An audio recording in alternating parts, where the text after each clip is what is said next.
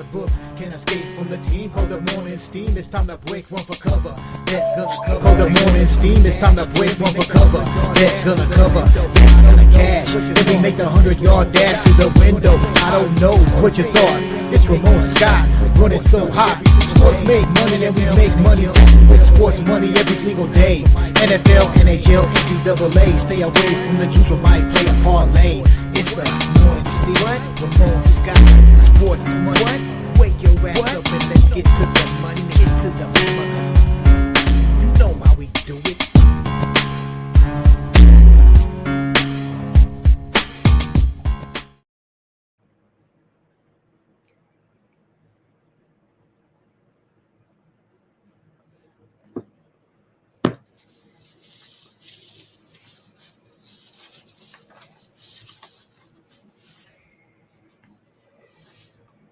Steam played.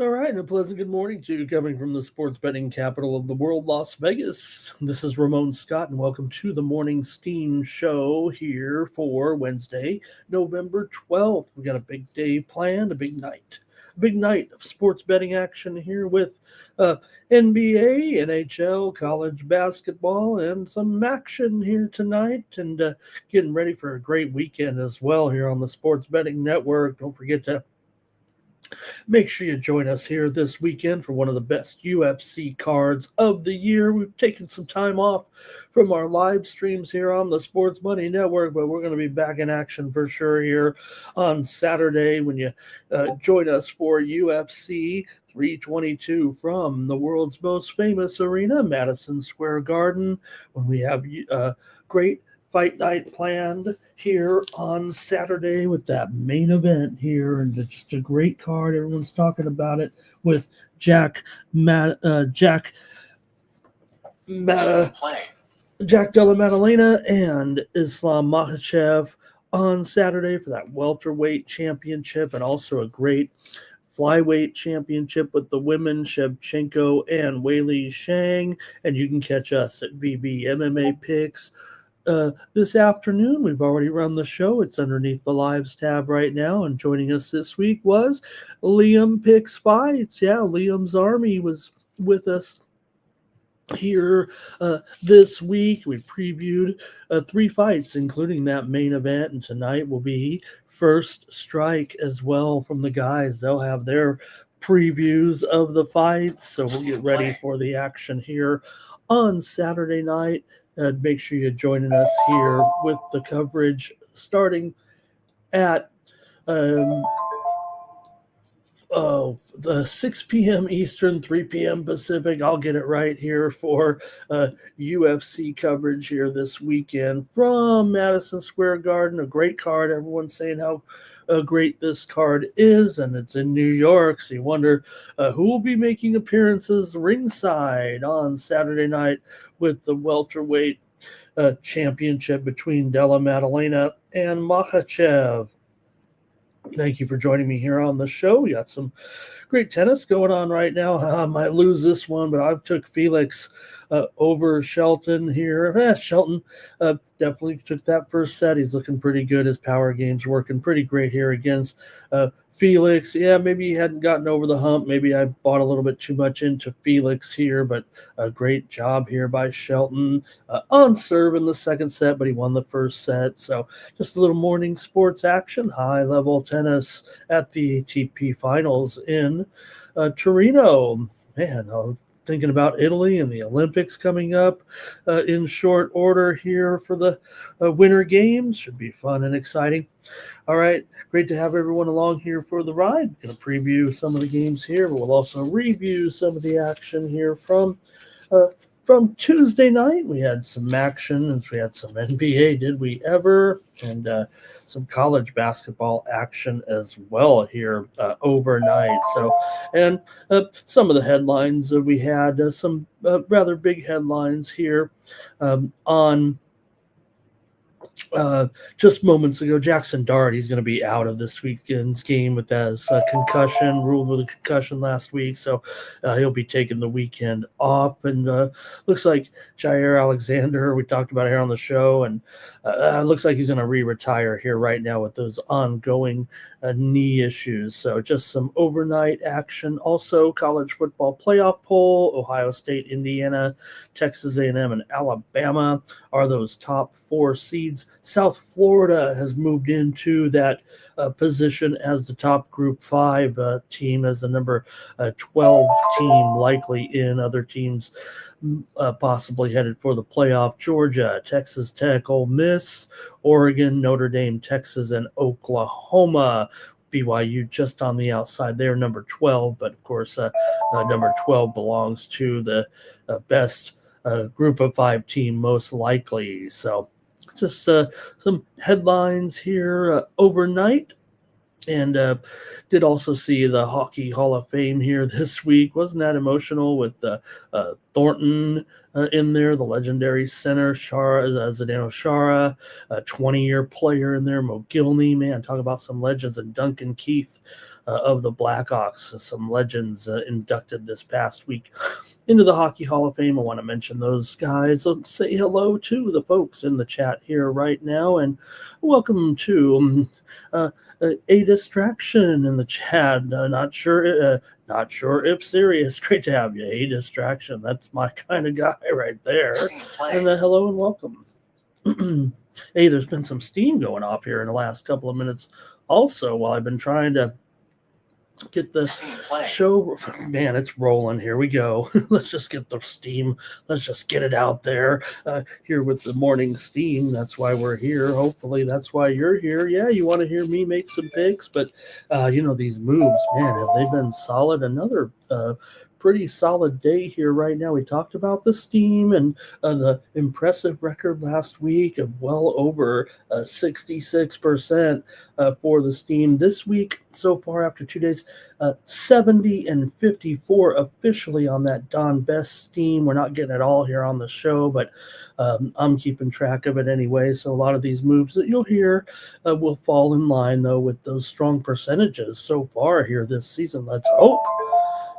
And we'll get you that steam here right now with the games that are just popping in. Man, it's going off here in the morning with St. Joseph's as our first move here of the on the show. There have been plenty of moves here overnight. I'll try to include them. I picked about 8 games. I don't know if I picked the best games, but I did pick some games that I had some solid picks on, I think is the way I went about it here today. So we're getting some steam right here with St. Joseph's in that big game against Virginia Tech with a couple of undefeated teams in there. St. Joseph's just took the steam a short time ago.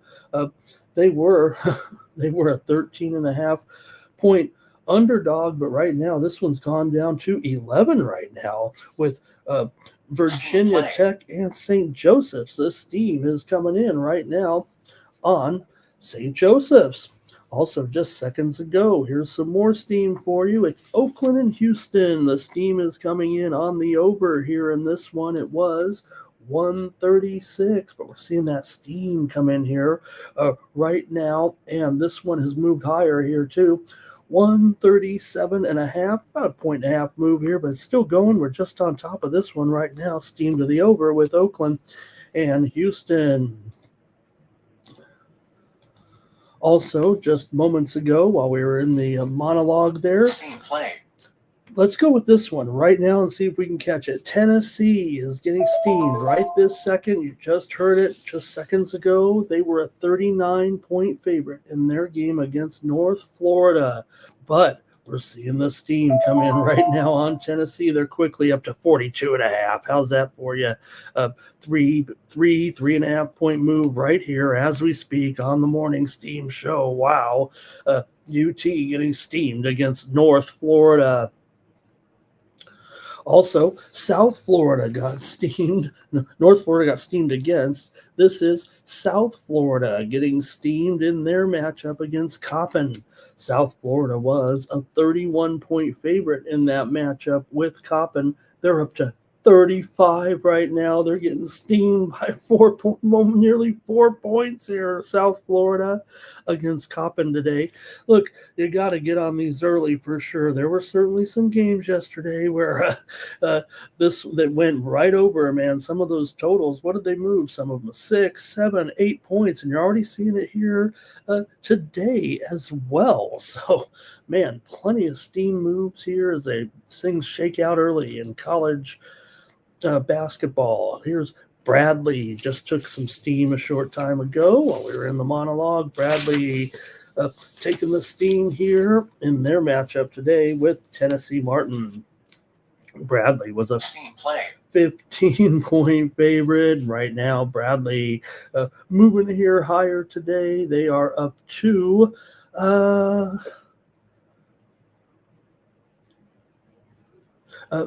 17 here with Bradley. Note the time change there in Bradley. I had to at 8:30 Eastern, 5:30 Pacific. No wonder I had a little hesitation there. Couldn't find them. They got moved up there a little bit just seconds ago. You heard it in the background, and it's Utah Tech in their game against Manhattan. This one being played in Honolulu tonight. We're having some steam right now to the over in the game between Utah Tech and Manhattan right now with steam here on the over in this one. It was 155. We're up to 157.5 right now at circa. Steam to the over here with Utah Tech and Manhattan. All right, let's see if I think there's more actually that I might have missed for you guys here. Let me make sure I get them all in here. Southern Indiana, the Screaming Eagles, and South Dakota. Some steam to the under in that one. It was 167. You might have gotten this one. Hopefully the subscribers did. This is what I'm talking about here, and I'm trying to make sure we get out in front of a few games every night. Southern Illinois and South Dakota, I sent it out on the Winnable here about, 5 or 6 hours ago, maybe even 6 hours ago, I think. And I sent this one out at 165.5, and it just got steamed here moments ago. Southern Illinois and Southern Indiana and South Dakota. So just to let you know how this is going to work with us here, it's down to 164.5, about a 1.5 move there on that one, steam to the under, but we've already given it out there. So hopefully you guys are already on it. Make sure you're joining me on Winnable here at, let me give that great promo lead in here. Winnable.com/Ramon. I sent out a 5-pack of plays. Also sent out 2 college basketball plays overnight as well. These are the ones when you get that overnight that we're trying to beat that line. We think we know it's going to go. Doesn't always go in our favor. I think one of them has gone against us here, but most of the time we're going to be out in front of the head of that market. I'm a market player, but I'm also a handicapper, and usually the right side is the sharp side. I'm usually going to give that to you here, even if it's by mistake in some of these, but no, that's how I work. That's how I do things, and I know which way the market is moving, and if it's a side we like, we got to make sure we're on it with the best price. I do have some late updates that'll come your way here with Winnable.com/Ramon. Make sure you're subscribed over at Winnable.com. Use the promo code STEAM to save 20% off those premium pick packages. Hey, just seconds ago, and let me keep going here. I'm trying to plug these, but just make sure you're joining me over there and get these some of those moves. But you're here with me right now on the morning steam, and we've just had Mississippi Valley in their matchup with Hawaii. It's that second game over there, I think, on the the steam coming in here on the under in Mississippi Valley State and Hawaii. It was 146. This one's getting steamed big time to the over tonight with Mississippi Valley and Hawaii. It was 146, the last game on the added board here tonight. This one's gone up here to 151.5. That's a 5.5 point move already here. Big time move with Mississippi Valley and Hawaii. This one opened up as low as 146 at some markets. And man, this thing's up big time here already. Mississippi Valley and Hawaii. Also, there was one NBA steam move that came in just moments ago, and it was on Atlanta and Sacramento. Steam to the under here in this one. The steam came in at 234.5 with the Hawks and the Kings, and that one right now is down to 233.5. Just a 1 point move there, but an NBA move nonetheless with Atlanta and Sacramento. A record that I gave out with that's strictly college there when I talked about those moves so far this season. Those are just the NCAA plays, not to be confused with these NBA moves, but still the steam came in. Also, one more here. It was, let's see, I think I'm all caught up, but there were some earlier ones that are way stale by now, but maybe pass them along to you as we get along. We got, like I said, 8 games to preview here tonight in college basketball. Maybe 10. I'm not sure. I do have and we'll take your requests as well. So let me catch up and say hello and good morning to everyone here in the chat with Cash Kane here. A distraction. He had Edmonton here, I think, is what he's saying there, and that in the NHL action there last night. And we can take a look at the NHL action as well here. How did we do on the Morning Steam Show? It was a pretty good show as we had the Boston Bruins here yesterday. We had them on the Morning Steam also.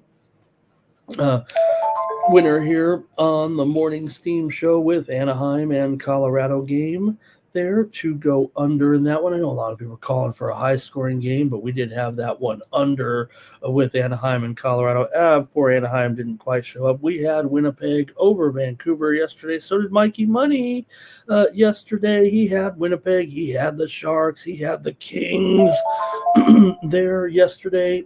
Mikey rolled this college card. He had Washington there as well. He had the under in Dallas and Utah. Congratulations, Mikey, on a terrific day of picks there.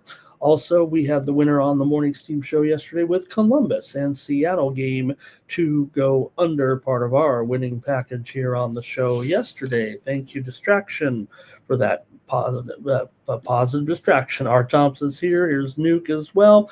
Bobby Mack is here today.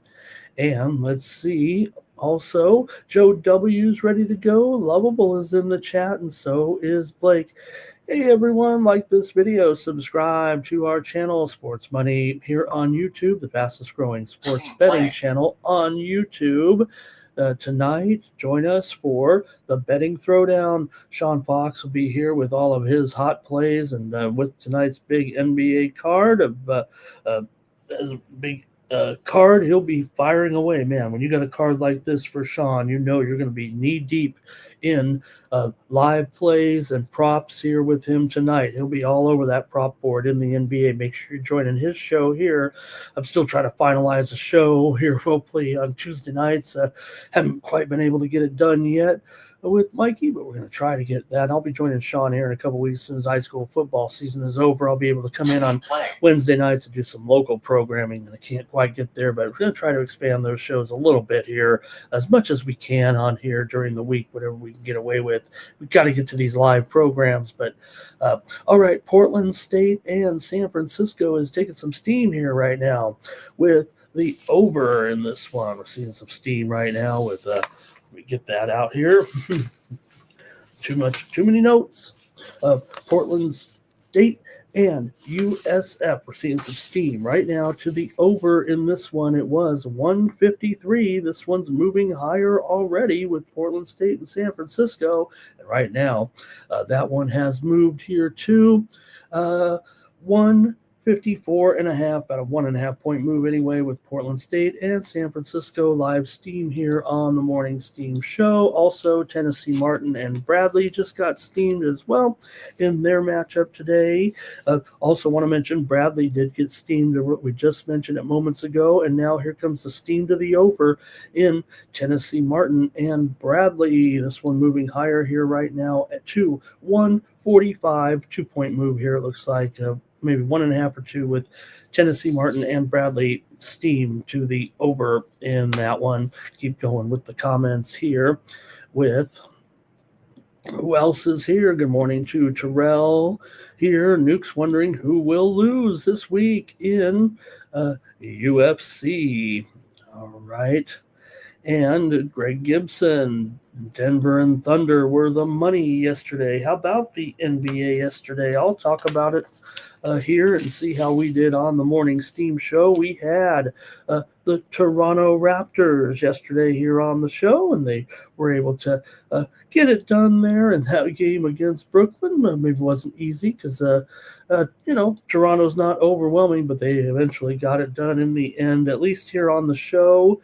Well, you know what? I think we said it was 9.5. We were on the show. It actually went off at 10.5. I'm going to grade it as a loss there, but we got the money on the preview, right? But did not get it done. That's okay, Toronto there. But we did have the Knicks here. They obviously crushed Memphis for a winner on the show. We also had the Philadelphia 70. By the way, Mikey had the. I'll get you here. His winner. Just a moment. Philadelphia, we had Philadelphia here in the 102-100 win. They actually went off as a dog. We said lay 1.5 yesterday on the show. They were getting 1.5 by tip-off. We had them here on the Morning Steam yesterday for a winner. We also had Oklahoma City as a winner yesterday here on the show, laying 8.5. Did we win them all? We won them all except for that. I'm taking 1 point, a 0.5 point loss, even though we gave out the winner at the current line. We lost. We won them all after that. We went 5-1. Should have been 6-0 live. Line moved 5-1. We had the Utah Jazz yesterday on the Morning Steam Show, 152-128, and we had the late game also, Denver and Sacramento under. So we'll just take 5-1 there, no problem. Yesterday we had the under in Denver and Sacramento, and it went well under. So yes, great job, you guys helped me too. A big day here on the Morning Steam Show. All right, and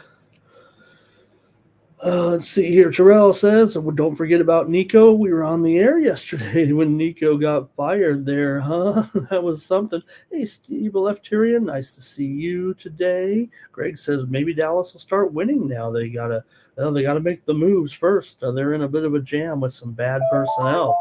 Jimmy, good morning. Nice to see you here in the chat there. And Terrell says, man, the Grizzlies, man, these guys are toast as well here. Right, Cash? Right? I mean, I wake up to get on these shows, and I go to sleep when these shows are over. I mean, this is what I have. I have you guys. I don't got anything else, man. I got no wife, no life, no girlfriend, no kids, never been married. So, I mean, I'm here married to the game, and I need you guys here to get me through every day here on the Morning Steam and the other streams as well. So I need these streams. I'm looking to stream right now, get on the air and talk to you guys. All right. And let's see anybody else. Deshaun is here as well. Good morning to Deshaun in the chat. Andrew G's got the glad hands this morning. And there's Tariq as well. Man, Felix is ahead right now in the tiebreak. And boy, he's going to probably win it. He just took a 5-2 lead here. And Ben is hurt. Ben is shaken here right now. Ben is grabbing at his left knee. He's using his racket to raise himself up, and he is limping. Now he's moving at a little bit more brisk of a pace. That was a really tough point. He is going to limp over right now, and he needs to.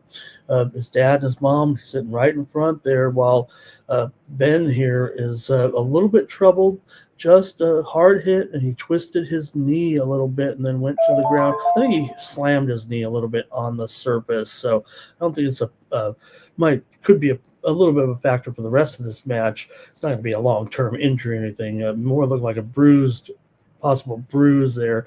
He actually had to grab at it again during the point, so could be a little bit of a turning point here if he's not going to need any timeout or treatment here, but he is still limping right now. Okay, let's see here. Blake says, don't think the balls were covered today. And Laker boy, hello. He loves the show. I wish we had more people here because, look, I love doing the show for you guys. And, man, the support that you give me with subscribing to the extra plays with Winnable. Ben just served a big-time ace right there at 230 kilometers. I don't know what that is in miles per hour, but that's a lot. So that knee's just fine. But all right, Deshaun's got a goal prop here, and Terrell's suggesting I maybe do a little shopping here in Vegas. And Terrell says, let's see here, and Gooey McDougal, hello. He's there, tennis. He's got looks like some challenger action there, Gooey? I don't send out. I don't send out any challenger action myself on any of the plays, but I sure do play a lot of tennis by my lonesome, if you know what I mean, on some of those. But all right, thanks everybody for joining me here for the show. We did have also, what else did we have last night that we had some winners in college basketball? Let me talk about some of the best from last night here real quick because it was a wild night, I thought, on the college scene with that Michigan Wake Forest game. How about that one? With we had the over. I don't know, what did we have on the show? We went with Michigan, but Wake Forest got the cover. Michigan got the win, just 85-84. They were laying like 16 points. Bad call, man. Ben is still. He is fighting back right now with this knee, but just grabbed the last 2 points, and it's 6-4. Felix still serving here for the set. But Deacons led by 7. They went 1 of 10 from the floor and ended up losing. That was a good game, man. That had some March feel to it already in just mid-November.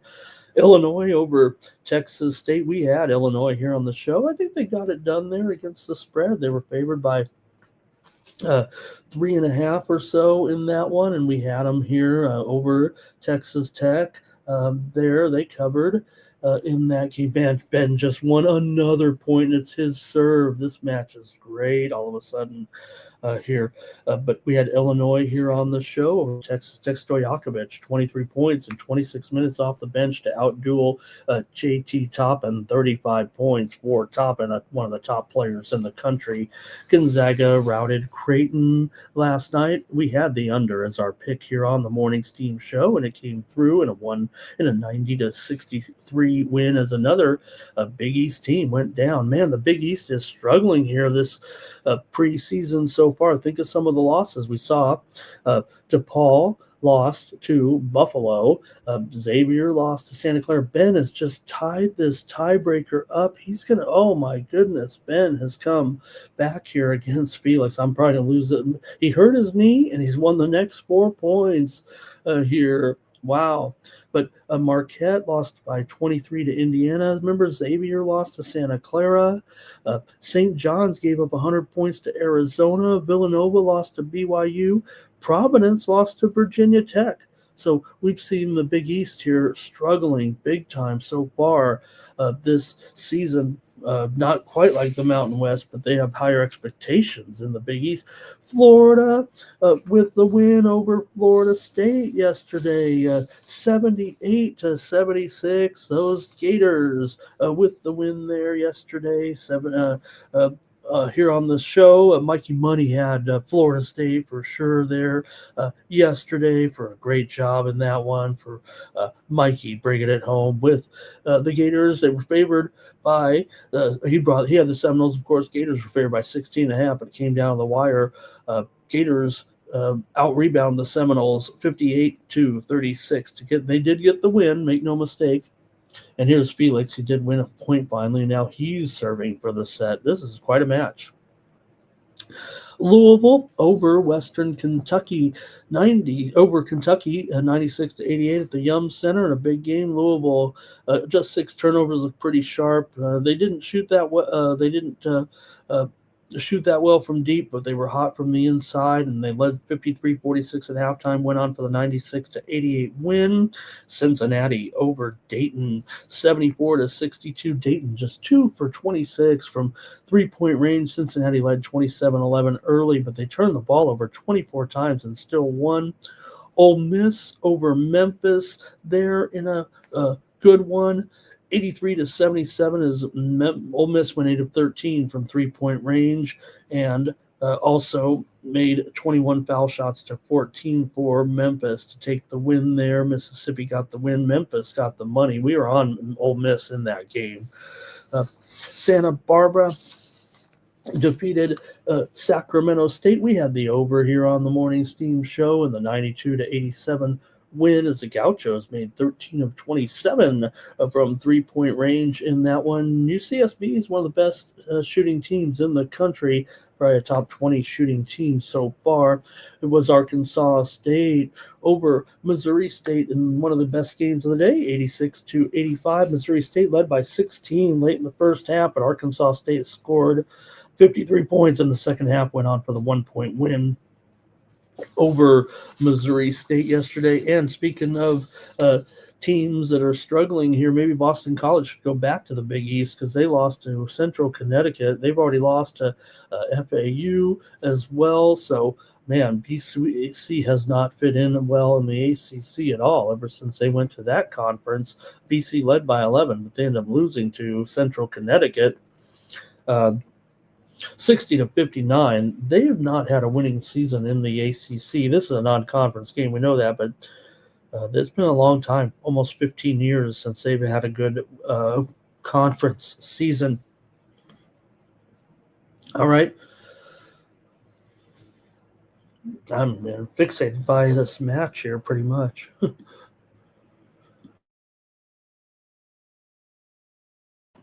right, pardon me there, and we'll that's a little look at college basketball from yesterday with the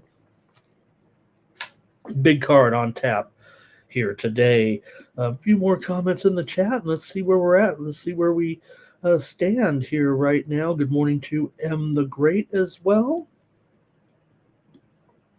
And Alabama State with a big upset there yesterday. How about college football yesterday? Here, Felix, did he finally get this? Did he get the set? We're going to go to a third set. This is a great match right now, and Felix does win it 7-6, 9-7 there. I'm on Felix. I'm not backing out of it, man, but Shelton's looking good. But maybe that knee, we'll see. It looked good, fine after the knee injury there, but no treatment, but he was limping. All right. There was some steam that came in just seconds ago with Tennessee, Martin, and Bradley. We're seeing the – oh, no, we are – okay. We got that one. Let's just go.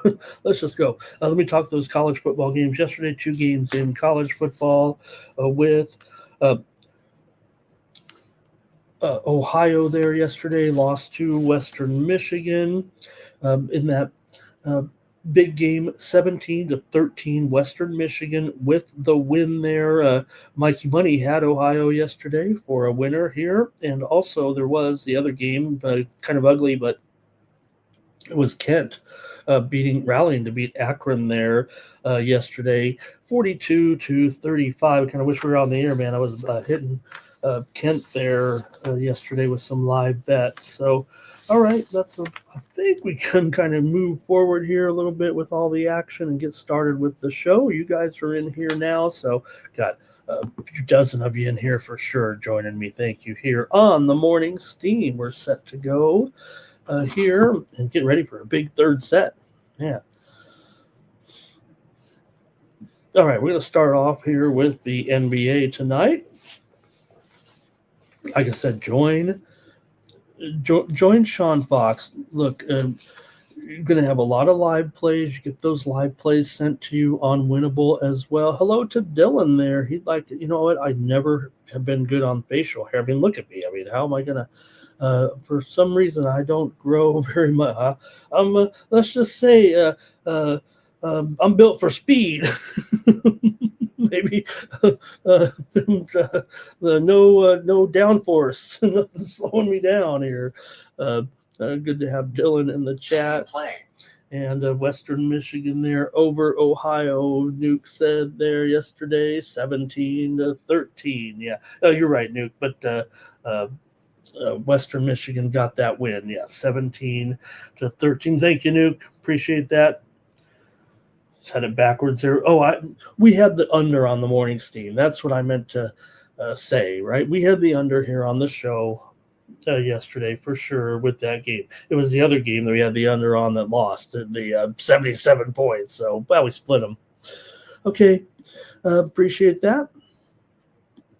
And let's get rolling here in the NBA, and let's see how these lines have moved here so far. We've already seen steam in this game as well, so I know these aren't the lines in this contest so far. We've seen some moves here with Milwaukee at Charlotte.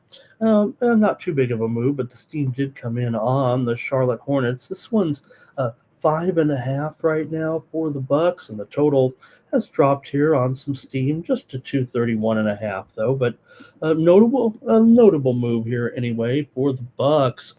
They're coming in here with a record of 7-4 so far this season. Charlotte just 3-7. So far, Charlotte's on a bit of a losing streak right now. Again, Charlotte with consecutive losses here to New Orleans, Miami, and then to the Lakers at home the other night. They didn't cover. They were underdogs in all of them. Did not cover right now. The Bucks here on the road.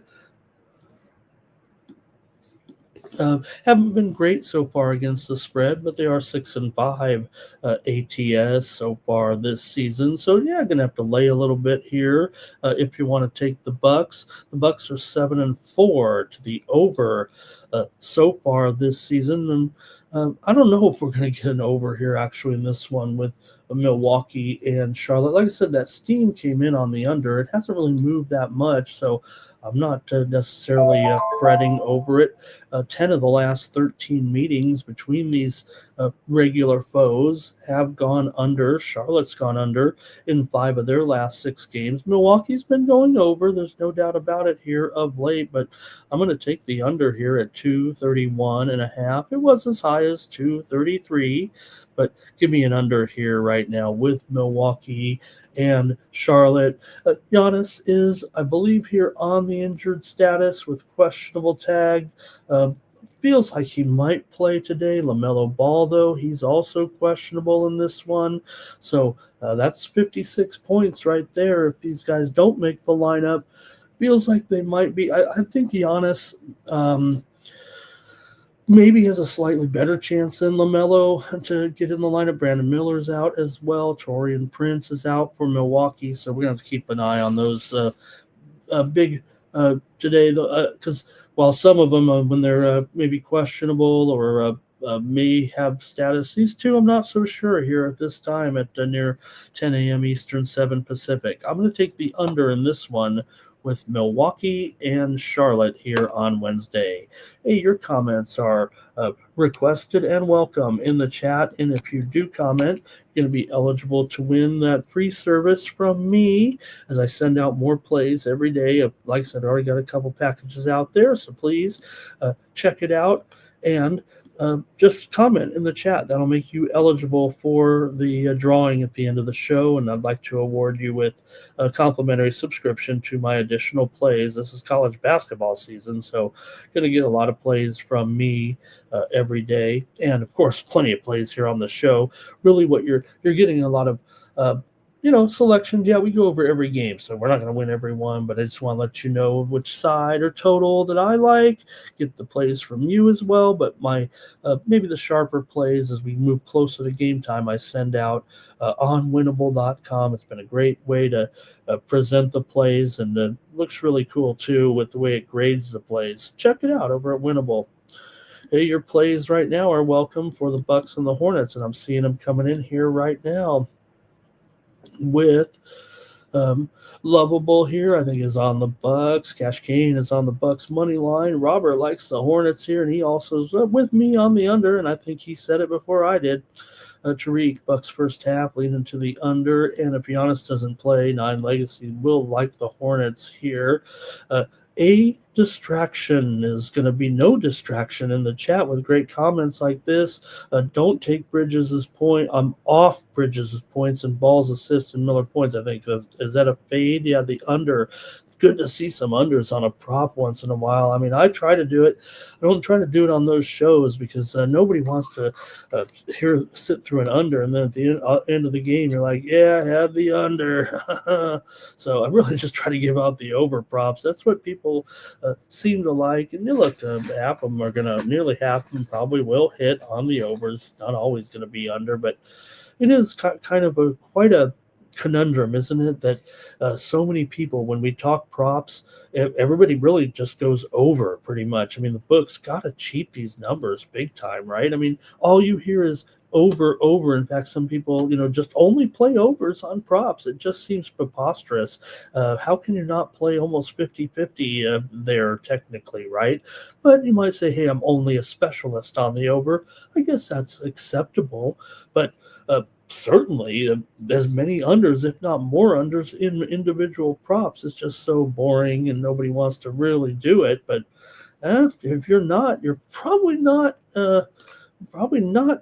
cashing as much as you probably should. Does that sound right, you guys? Tariq says under is better in this game. He's with me.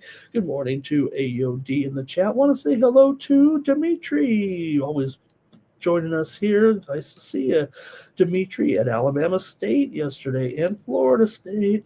R. Thompson's on the Hornets. Jimmy's going to play the Bucks, though. And let's see here. Terrell. Oh, Terrell.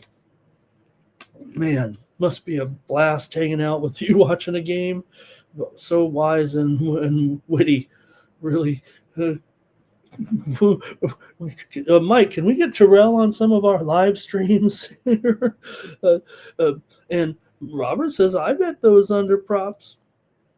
And I do too. It's funny. I try not to give them out on the air because no one's really listening. It's tone deaf. It feels like with the way you see people talk, especially I follow these threads and these streams with professional touts, bigger touts than me, sending out their play, and you only see overs. Like nobody wants an under, in the props. Let's continue on here, though, and talk positively about the Bulls and the Pistons here the Pistons. How about these guys and the way things are going here? Maybe a little hiccup in the road or two right now, but still 9-2 overall for these Pistons. This one's moved a little bit higher to 2.5, and the total here, 235.5 in this game against the Bulls today. Man, the Pistons are hot with this winning streak right now. And the Bulls, they've actually lost 3 in a row, as hot as they were, but got a division matchup here that Detroit actually struggles with these guys. They've only won 2 of the last 12 meetings at home against the Bulls. The Pistons have struggled against Chicago. Now, this one also, kind of like the last game, the 2 biggest stars are on the injury report here. You've got Giddey, questionable, and Cade Cunningham, questionable. Now, Cunningham had an incredible game there against Washington the other night, right? With 45 points in 46 minutes, despite sidelined momentarily with an ankle or with a hip injury. Giddey's got an ankle injury, but Cunningham right now he's the face of the franchise. I mean, he is one of the biggest stars right now, having great success this season. 27.5 points per game, 10 assists per game, 5.5 rebounds. Questionable for this game. Isaiah Stewart also doubtful. Asher Thompson out. Tobias Harris out. Marcus Sasser out. For the Bulls, like I said, just Giddey is on that injured list here right now. They're on serve here in the third set. Felix leading 2-1. So this is a good game still. And hopefully these stars can be in the game. It's maybe a little bit tough to make the pick here on the morning steam. You don't know about these two. To me, it's just like the other one. It feels like I'm not sure about Giddy able to.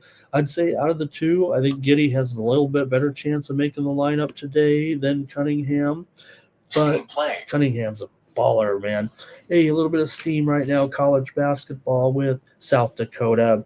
They're taking the steam here. We already mentioned the steam on the under in southern Indiana and South Dakota. You know I'm talking to you, subscribers, but the steam just came in on South Dakota in this one. They were a minus 5-point favorite or so, but the steam came in at minus 5.5, and right now we're seeing this one head up to 7.5 here with South Dakota getting the steam here against southern Indiana, South Dakota, taking that steam.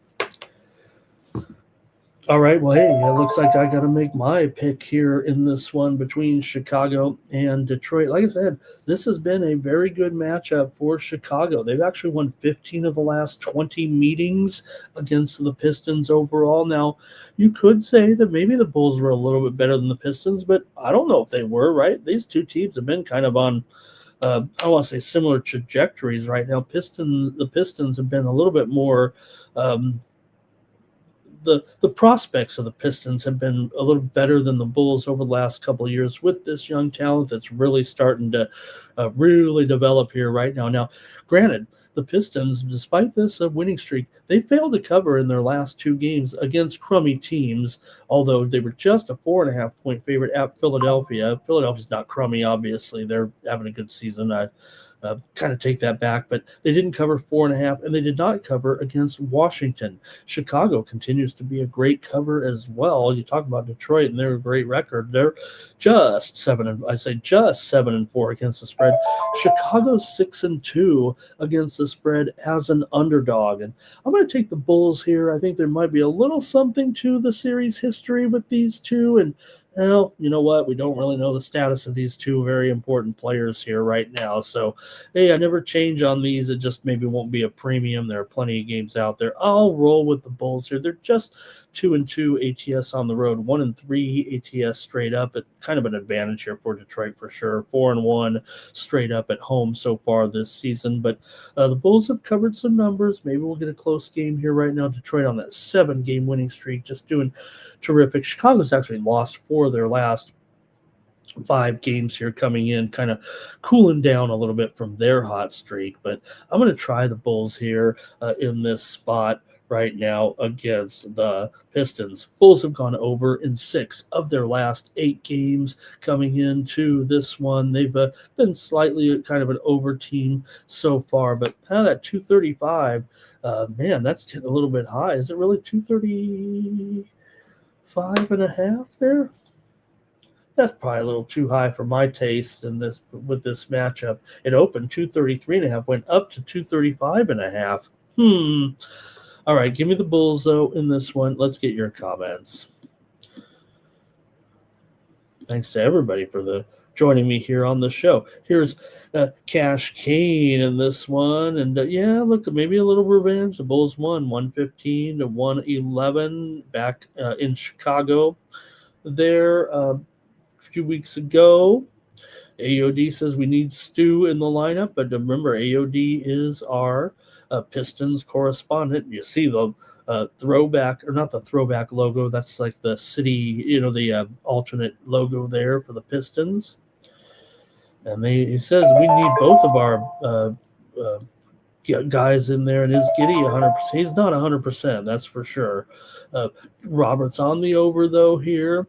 AOD says looks like Cade should not play. He did what a performance though the other night, and there's no doubt AOD knows. We hear him every time in here, and we can agree with him because Cade is something special.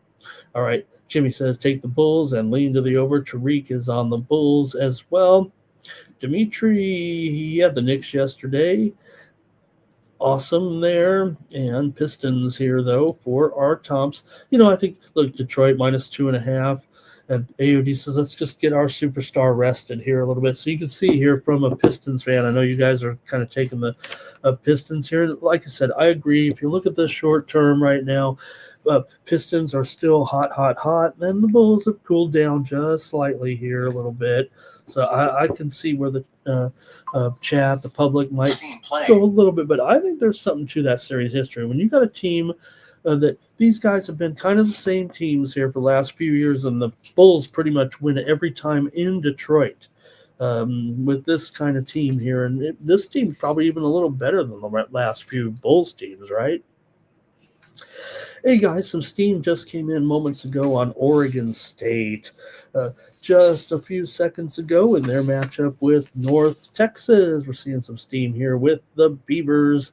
They were -1.5 or so, but they're definitely going up here right now.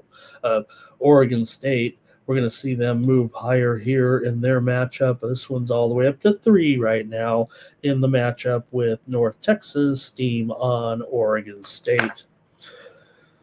Robert Dixon also in there with Detroit. And let's see here. Bulls, though, for lovable. And Andrew says he thinks that those injuries also are pretty big there. And Terrell says Booch has had great numbers versus Detroit. And if Giddey's not out, you're going to get more Booch here. Chicago for 9 legacy. Lovable's on Chicago as well. And Lovable, we're going creeping. Me and Lovable going creeping. All right, that's it for that one. Good game tonight. Bulls and Pistons. That's a throwback there. Did you enjoy the NBA on Peacock yesterday with Marv Albert doing the intro for the Celtics and the Sixers? He had a little gravelly, and it's kind of like me, a little gravelly in his voice in his old age. But I heard Marv kind of talking like he used to back in the day. I know we can make fun of Marv, but on his personal life, or maybe we admire Marv. I don't know, but certainly Marv was a legend in the game, right? Especially with the NBA on NBC, and we have it back. Pretty good presentation again last night of those 2 games. But man, those late games, those West Coast games do run late, don't they? The 11:10 Eastern starts. Oregon just took some steam, you guys, in their matchup today with South Dakota State. We did send this one out with a total on the winnable package. So, hey, hopefully you're signed up for just 40 cents a day when you use that promo code STEAM. But I'll tell you right now, Oregon has taken the steam here. They were 14.5, but right now they're up to 16.5. Oregon has taken the steam here against South Dakota State.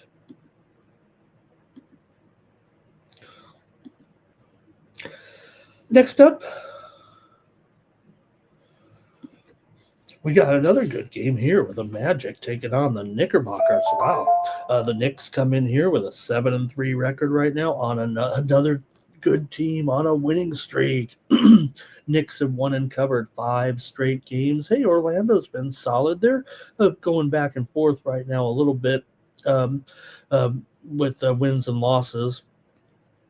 Alternating wins and losses here, and they really haven't been very good against the spread. Actually, just 4-7 for Orlando so far. They're almost underachieving here a little bit, but the Knicks right now, they're 7-0 against the spread at home so far this season. Orlando just 1-4 against the spread in their last 5 against the Knicks. Let me squeeze in this play here right now, and I've got to do it right now. I have this game set up in the previews today with Southern Illinois and Nevada. My pick is on Nevada. The steam is coming in right now on Nevada. So just want to point this out. I do have this game coming up, and it's still a pick on Nevada. If you want to consider it right now, it'd be the time. The line is moving, and Nevada was 10-point favorite, but now they're up to 12. This opened as low as 7. I really like this game, and man, this thing's 5 points higher from that send out. I still liked it. The line that I typed in here was 10 a few moments ago, and you'll see when I put the graphic up there. In fact, I can show you right now. I had it at 10, and I was going to give out Nevada still going to give it out here, and we're going to just have to pay a little 2-point tax here on this one between Southern Illinois and Nevada. I'll just give it out right now as a play here on the show, because I was going to have that as a play, but we might just skip it now. Man, it's up to 12, so it's still a play. But let me just tell you, the steam just came in on Nevada here just moments ago against Southern Illinois. I think both teams are 2-0 coming in to the game. Okay, but I'm talking Magic and Knicks here right now. In this one, you got the Magic coming in here off of a win over Portland at home, 115-112. They covered 2.5 points. For the Knicks, man, this has been not only a great run of home games. They've been at home. This is their, I think they said their sixth. Is it their 6th or 7th straight home game right now? And the Knicks have taken advantage of it with all these wins and covers. Right now, one of the hottest teams in the league for sure. Not only at winning, but getting that money here as well. So, but look, this is a tough matchup, I think, against Orlando. Like I said, the Knicks have covered 4 out of the last 5 in the series. 11 of the last 13 meetings between these two teams have gone under. Orlando's gone under in 4 of 6. But the Knicks have been going over here for sure of late. The Knicks have actually gone over in let me get it here. 6 of their last 7 games overall here, and Orlando is 3-2 to the over on the road. So Knicks also 6-3 to the over as a favorite. Let's see what you have here in this one. Can the Magic rustle up here? Any energy here? It feels like this is supposed to be an Orlando spot, but man, the Knicks are so hot. I'm not even sure I can do it. Knicks here at 4.5, 226.5. It's definitely gone lower here a little bit. Let's see what you got in the chat. I imagine with this Knicks streak, we're going to see a lot of Knicks support. Here we go. Let's take a look at what you have in the chat. Okay. Hey, Damon's here. He says he hopes the Bulls doesn't lose by more points than they're getting. I think that means he says he's taking the Bulls. Knicks to keep rolling, says Tariq. Damon says they should smash here right now. And I think distraction was on Detroit there. Lovable, going to lay it here. Going to go extendo, I think, here with the Knicks. Also 9 Legacy. And Montana, gosh, can you believe this Vegas team here, Jerry? 0-2 with a new coach. Man, Vegas might be in trouble here. Expectations were much higher than this. The steam you just heard moments ago in the background is on Houston, the Houston Cougars in that game against Oakland. We already talked about the steam that came in on the over. Well, now Houston is getting steamed. They were a 29-point favorite right now, but they have gone up past 30. And right now, I'm seeing Houston a 31.5-point favorite at Circa. They just took the steam over Oakland. Houston and Oakland, steam on Houston. All right, Orlando for Terrell. Man, everything is telling me my algorithm over here, the computer is telling me Orlando. I just don't know if I can do it here at this point. I mean, the Knicks are just so strong here, it feels like right now. And just feels like the numbers here are a little bit low. Considering how hot they are. And Orlando really has not played up to expectations. Is that fair? I mean, how long do we have to wait for Orlando with this young talent? Hey, look at some of these look at the Detroit, look at the Bulls, look at where they are in terms of comparison to Orlando right now. It feels like Orlando is a little bit behind schedule, these other teams. Roberts on the Knicks here. Lovable says, look, can you believe Orlando's been favored in every game so far this season? That's a great point, Lovable. You're so on point with this one. This will be their first game as an underdog. The Orlando Magic. Now, granted, they've had a little bit of a weaker schedule, but they were favored in Boston. Remember? Didn't get it done. They were favored in Atlanta, lost 11 games, and the Orlando Magic have been favored in all 11 of them. what are the odds makers smoking? The Knicks hot. Orlando has no Magic.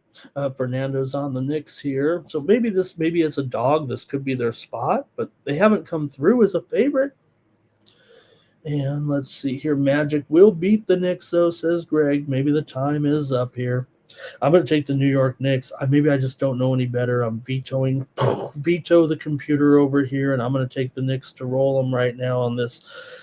Maybe the Knicks are due for a letdown. I guess that's about all I can say about their streak here. I've got more steam for you right now in college basketball. And let's see here. What have we got? It just came in moments ago. It is Tulsa and Oral Roberts with steam. Oh, let me get one more here. This is fresher. Evansville right now. Oh, Evansville's getting steam big time. Evansville and Middle Tennessee. Evansville was a pick'em when this game opened.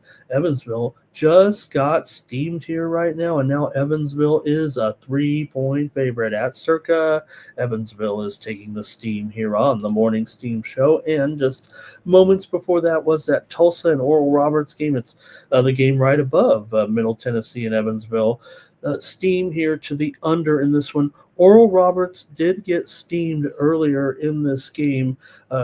Oral got steamed from 10 all the way down to 6.5 earlier, much earlier, so it wasn't part of our release. But my big old nose there. But also we're seeing the steam here to the under with Tulsa and Oral Roberts. It opened 159.5 and is down here to 157 at Circa. Steam to the under with Tulsa and Oral Roberts just moments ago. Here on the Morning Steam Show, the show the bookmakers listen to here every day. I'm told that we are the preferred choice of those bookmakers that get their morning started when they listen to us and hear that steam. Hey, they know the same thing we do. They watch those line services too. We're just passing it along to you here on the show.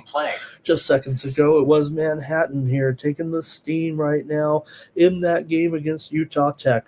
We already said that the steam came in on the over, took it from 155 up to 157.5, and now here's Manhattan taking that action here right now. Utah Tech was a 4.5-point favorite, but right now the steam has just come in on Manhattan, and it's down to 2.5. I'm not making this up. These are live moves. You can be watching it. You might have a screen to watch, or even a free line screen where you see the moves. And I'm telling you the moves here right now on the Morning Steam Show. Next up, the Cavaliers taking on the Heat. How about this one with the two Eastern Conference strongholds here? Both teams come in 7-4. We've been saying Miami's one of our clubs here this season. Now, the steam did come in already much earlier on Cleveland here in this game, but still you got Miami a favorite right now, the way they're playing. It's funny. You think about this, right? The teams just played the other night. And yes, there are some injuries in this game. But remember, they just played 2 nights ago, and Cleveland was a 7.5-point favorite right here in Miami. And now it's turned 13 points. We know it because of the injuries in the Cleveland lineup they're going to send out here tonight, but I just found that amazing, especially when the fact that Miami won that game as a dog, 140-138 in overtime on that last second shot. Team play. All right, we're going to get back. I'm going to tell you about those injuries right now. Here's Pacific. They are taking the steam in the game against Long Beach State. The steam had already come in on the over in this game with Pacific and Long Beach State. It drove that total higher from 140. But interestingly, it was 145, and right now the total's sitting lower. The steam came in earlier on the over, but man, I'm showing right now that it's 143.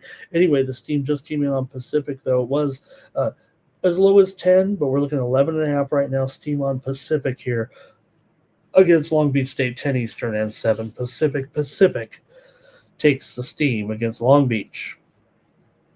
Okay, so anyway, the Cavaliers were, basically a road favorite of 7.5 points. Miami won the game here, but the injuries here are the story for Cleveland. Evan Mobley, he's out of this game. Spider Mitchell, he's out of this game. Darius Garland is out. Jalen Tyson, he's out of this game. Larry Nance Jr. is questionable. Now, Miami's missing Bam Adebayo, and that was one of the major factors in the last game that he had missed, that why Cleveland was such a strong favorite. Now, Davion Mitchell is probable here, but it does seem peculiar that that big of a turnaround in the spread. Those are key injuries. We know that. There's no question. When you're missing Spider Mitchell and Evan Mobley, you're missing 50 points, 13 rebounds, and 10 assists out of your lineup. So does seem like a pretty big deal for sure. Now, out of these two teams, like I said, they're both 7-4, but it's a tale of two expectations. Miami's 7-4, but 8-2 against the spread, 8-2-1, and 5-0 against the spread at home, 2-0 against the spread as a favorite. This is only their third time as a favorite this year. Cleveland, meanwhile, this is their first time as an underdog. They're 7-4 straight up, but 3-8 against the spread. It's complete opposite. And 2-4 against the spread on the road. This is their first time as a dog. So maybe they actually might be the spot for them. Bam's out. Is Miami really going to beat them by that much in this game? They might. And this, like I said, you're missing 50 points from this lineup. So a little bit of a bummer as far as who's in, who's out, but that doesn't mean it's not still a pretty good, important game here. But I got to go under in this one. I know it's not. This thing opened, and now this is before the injuries came out. It opened as high as 246.5. Remember, the other night it was 248.5, and it still went well over. I went under in that night too, saying, come on, we can't have this game. Cleveland and Miami. Funny that I was originally started saying, man, these two teams play great defense. Not really. This is usually an over game between these two. Eight of the last 10 meetings between the two teams have gone over, including Cleveland 4 of the last 5. Miami's gone over here so far in 7 of their 11 games. But I'm going to take the under again. I know it's all the way down here now to 238.5. Give me the under again. I won't. I didn't learn a lesson maybe here, and I'm going to take the under in this one. Let me get your picks here. Man, are we ever going to get over this? Probably not. All right, let's see here. Here comes some comments from you guys. Make sure I got them. You guys are all over this here. There's Mikey Money in the chat. Thank you, Mikey. Let's see here. Memphis and Magic is money. I think Damon's on the Magic here. Dylon says Houston first half. Greg on Tennessee back there. Terrell says likes to eat better as a home dog. This one, and all of a sudden maybe it's a little bit too high. Actually, I know I'm on record here, maybe on the favorite, but that is a little bit high. I have a lot of question marks in this game. Hey, the game of the night is ready for you to vote on here in the chat with the Lakers and OKC. We're going to do a poll here to see which game, who you guys like. Like I told Mike, I said, man, I wish we could do a poll on every game, but man, that'd be a lot of work. Maybe one day AI in the future here will make it a lot easier. I'd love to, instead of having to run through the comments, I love doing it. But if we could have like a rolling total that could keep I even looked into can YouTube keep track of keywords in a chat? And there are programs that do it. But say, for example, you said, oh, I like the home team over the Magic. It would give you a vote on the Magic, so that wouldn't work. All right, take Miami, says Greg. And Distraction likes Luka for 30 today here. Thank you, guys. Getting your picks in. Remember, Greg loves his dogs on Wednesday. Bam's been out. Robert's on the Cavs here. And let's see here. Robert on the under. Man, they're 5-5 in this tennis match right now. And Shelton just slightly in the lead in this game. Under for Lovable. Greg likes Cleveland here. Tariq's going to take Cleveland in a 2-team par. All right. And I guess I'm on the record here with the under. Let's keep it going here right now with our great NBA card with the Grizzlies on the road here, taking on Boston, a pair of sub-500 teams. How about that? You have Boston here, 6.5-point favorite. Total 230 in this one. Memphis has lost 2 in a row coming in with the bad juju here. They're just 3-9 against the spread, 0-4 against the spread on the road, and 0-7 against the spread as an underdog. Boston comes in here a 5-7 overall, but 4-8 against the spread, 2-4 against the spread as a favorite. These two teams, neither of these teams have been a very good period or very good to the number. Boston's been disappointment so far, but maybe we were supposed to expect that so far this season. Maybe not with a 4-8 record, but when your record on the spread is worse than your money line record anyway. See what you have here with these two in this one, with Memphis on the road, taking on Boston here tonight in TD. Memphis comes in having gone just 1-6 straight up in their last 7, 1-8 against the spread in their last 9 games overall. Memphis is just 6-13 ATS in their last 19 against Boston. 14 of the last 20 meetings between these two teams have gone over.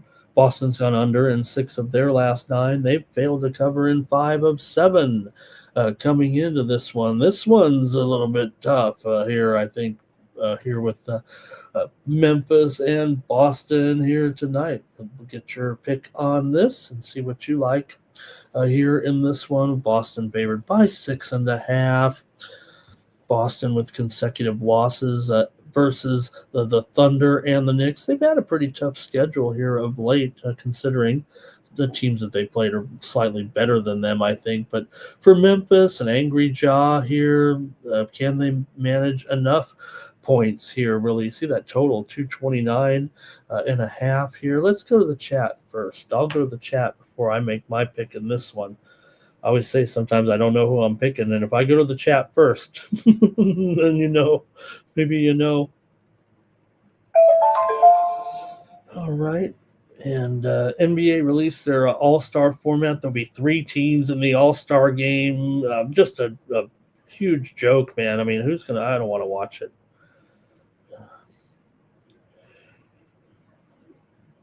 Here we go. Let's see here.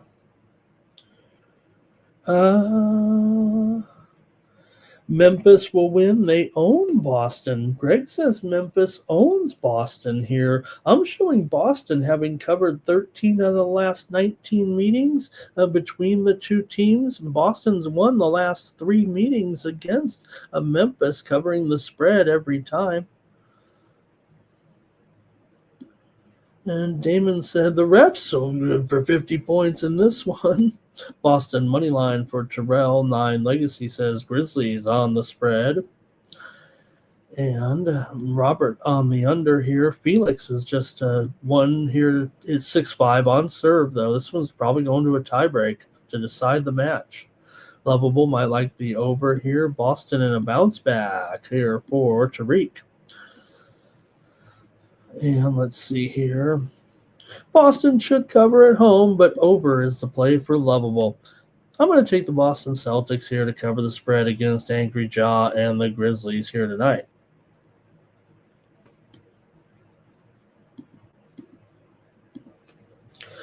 The Washington Wizards are going to take on the Houston Rockets. Oh, boy. Washington, 1st to 10 loses, 1st to 10 losses, I should say. Houston comes in here actually pretty hot right now, and they're starting to cover some spreads finally, although most of their good work they've kind of done on the road. This is only Houston's 4th home game of the season. That's not bad when you're 6-2 so far, or 6-3 so far, 6-2 straight up as a favorite. They are 6-3 ATS, just 1-2 against the spread at home, but you're going up against this Washington team right now. 1-10 overall, 2-9 against the spread, 2-8 ATS as an underdog, 2-4 ATS on the road, and well, they did cover their last game. Give them credit; they were getting 11 points. They should have beat Detroit, but they didn't. They didn't, but they got the cover. They covered 11 points there. So, hey, the markets, man, what just happened? Tumble here in the markets just moments ago. Markets crashing here. Uh, Not big, but certainly have given away all the gains here from today, it looks like.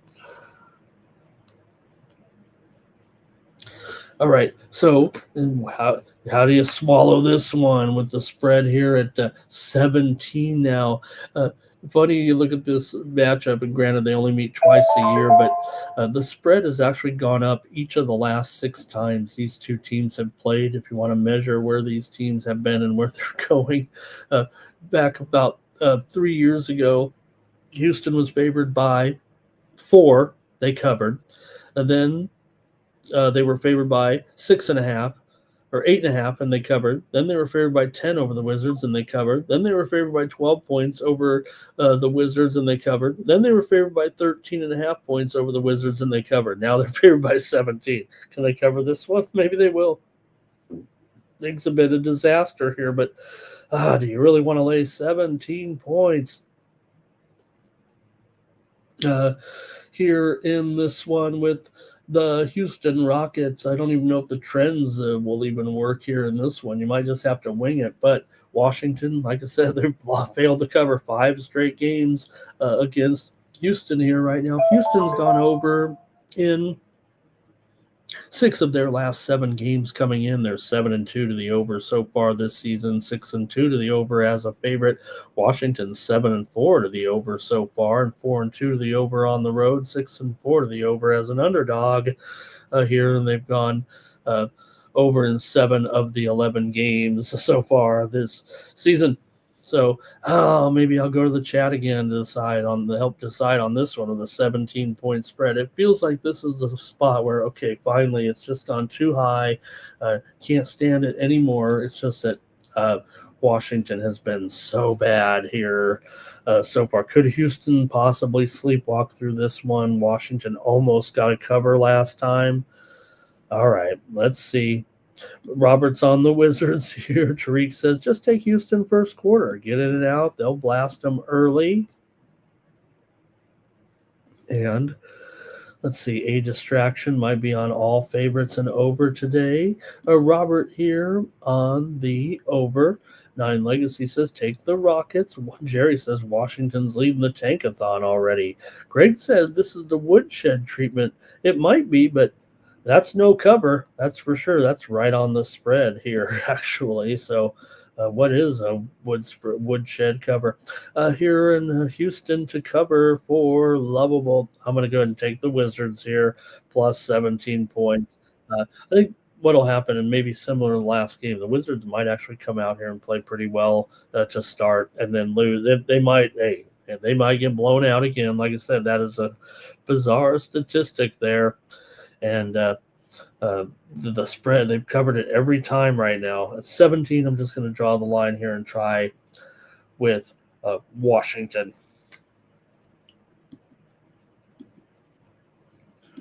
All right, the Warriors and the Spurs, and I think we are getting the injury information here on this game just now. Let me see if we've got the latest. I know there was an update. There also mentioned that Houston game. We did just learn moments ago that DFS is out again tonight, so still not seeing DFS here. But Golden State, no, we're fine here on the injury report with Golden State and San Antonio here. San Antonio favored by 4.5. The hot Spurs, 3 in a row here. All of a sudden, match point here. Felix trying to break him here and give me a come from behind win here with Shelton serving, FAA leading here, and Ben just served an ace. Wow, he got that one in. Oh man, what an ace right there for Ben, and we are at deuce here. I want to see I know that it's in. I mean, this is tennis after all, but it's in, man, and Felix couldn't even put a racket on that one. Great shot by Ben. This match is by far not in anyone's hands here. And, that might be enough for a winner right there. Oh, FAA. Oh, man. Oh, too long by Shelton, and FAA is back on advantage here. Wow. This is a good match.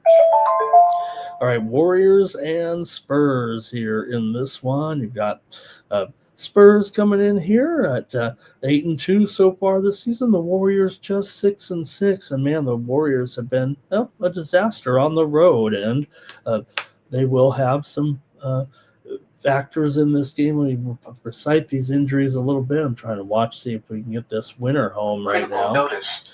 A little bit of breaking news here right now with the game we mentioned earlier, LaMelo Ball. We said it might be tough for him to make this lineup today, and now it looks like it's official here. And Felix has won. There we go. Good comeback by Felix here. He's excited. You can see him right there. You see him over there over my right shoulder with the win over Ben here. Really great match. These guys know it. And Felix got the win for us. Hopefully you're with me in the win club.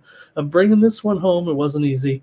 But really my thing here is that Felix so far this season, my logic on this one was Ben's been 500 on indoor hard court this season. He's 4-4 coming into this match. Felix actually has had a very much stronger season so far on indoor hard court. Played a little bit more than Ben has, but that's kind of what I was basing it on here. And he did get the win as an upset price, $1.15 there. And some steam just came in right now with I think I'm a little bit hot on tennis, you guys. I think I'm a little hot. I think I'm a little warm with tennis, you guys. I don't know what the Mike tells me I got to keep records better. I don't have time to keep the records, but I'll tell you this. I'll just randomly say it might be like 17-3. Maybe it's not that good, but it seems like it, right, guys? All right, American and George Washington steam to the over here right now with American and G-Dub. It was 153. We're seeing this one move higher here right now, and I'm showing currently that we are up to 17 and I'm sorry, 154 juice to the over right now. Wow. This, I see it got dummied down a little bit. So steam to the over, but it's only really back at the original number. Still the steam came in on American and George Washington there in that one. All right, I'm looking here at another steam play. And, hey, this is on an NBA game, and it's the next one up, but I'll mention it right now. Portland and New Orleans. Steam to the under here, you guys. Was 231, and we're seeing that steam come in right now on the under here in Portland and New Orleans. I'll reserve my play here in just a moment in this one. We're seeing it down to 229.5. 2.5 point move here, possibly on the under with Portland and New Orleans. Having an exciting morning here with the steam, aren't we? Okay, let's talk about this. Can we get to the Spurs game? Yes, they're 8-2, but they are just 4-4-2 against the spread. Still, they're 3-1-1 against the spread at home. Some may even call them 4-1. Meanwhile, Golden State, they've been a disaster on the road. They're 1-6. ATS coming in. We know there are injury factors in this game. Now, Steph Curry is probable, but he's been fighting an illness here a little bit. Big Al is probable in this game. And Vassell for San Antonio, he'll try to come in and lock down on Curry here in this one. He's probable for this game too. So, hey, I think everyone pretty much is in there tonight. It should be a good game here between the Warriors and the Spurs here. Warriors, I don't know how you want to look at it, but yes, the Warriors are 1-6 ATS on the road. They're also 6-1 to the over on the road. Means no defense for the Warriors. Poor defense for the Warriors. They're coming in off of a 126-102 loss to OKC. They did not get it done in that one. San Antonio, meanwhile, despite winning 3 in a row, has actually failed to cover in the last 2 games. Failed to cover 11.5 against New Orleans. Failed to cover 5 points against Chicago. But still, San Antonio's been off to a terrific start here at 8-2. And people kind of wondering, can we take them seriously? Can we take them for real? I probably think so here. But with the Warriors just going over all the time on the road because of poor defense here, why wouldn't this one? I feel like this one should go over too. Now, San Antonio is 2-3 to the under at home, but they are 6-4 to the over so far, 5-3 to the over as a favorite here. And I think with this particular matchup, you might look to the over.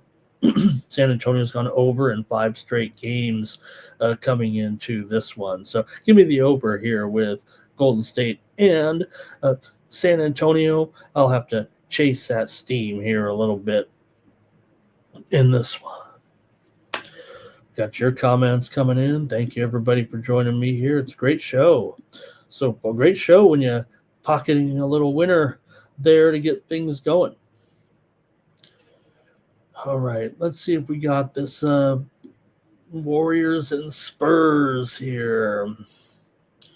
Warriors, look at a little back-to-back. Let's make sure we make it clear for everyone what's going on here. That Warriors game against the Thunder there last night, right? One, as we said, 24-point loss there, basically. Greg has it here. He's got the Spurs big time here in this one, doesn't he? Spurs for 9 legacy. There's the legend, Fernando Mendoza. Tariq. Thank you, Tariq. Appreciate you. Will the Warriors sit some players, Greg says, after? A lot of times that does happen, right? With this team here. Robert's on the over here. Hello to Stop Geo today in the chat. And Fernando says, it looks like a clean injury report. Robert on the Warriors here. Figure it's time to start backing them a little bit. There's no doubt that on this not road trip, because they did go home and play San Antonio, but it did seem like after a decent start for Golden State that a few of the road games, the personnel, maybe Golden State is a team that will be pacing themselves, if you know what I mean. They're going to have some pretty weak games. Kerr might be the best at knowing when to. I think some teams don't put any rhyme or reason into when they rest their. Yes, maybe you're supposed to rest them at certain times but you should plan it out better, right? So you have different guys in at different times. Sometimes you say, why would you rest these players against this team? Because they really need them in this game, and you need this game. It might be a division or a conference game. And I think sometimes coaches make a mistake with when they choose to rest the players, or just going on when a player needs rest and not planning ahead with the different teams and opposition. I think it's a big mistake sometimes. I think Kerr is the best at knowing when to rest, and he has to because of his older team, right? We saw Draymond yesterday. What was he? More Draymond yesterday, right? What was going on there, Lovable, with Draymond yesterday? Spurs here for Tariq. I think Lovable might be going over. And did Greg get a $650 parlay yesterday? Congratulations to Greg, a 10-teamer. Holy cow. Whoa. All right, Greg, I know you're already a subscriber, but I think you need to extend your subscription with me. I had to help at least on one of those games for 40 cents a day. You're the man, Greg. Really appreciate your contributions in the chat. Okay, I'm going to take the over in this one.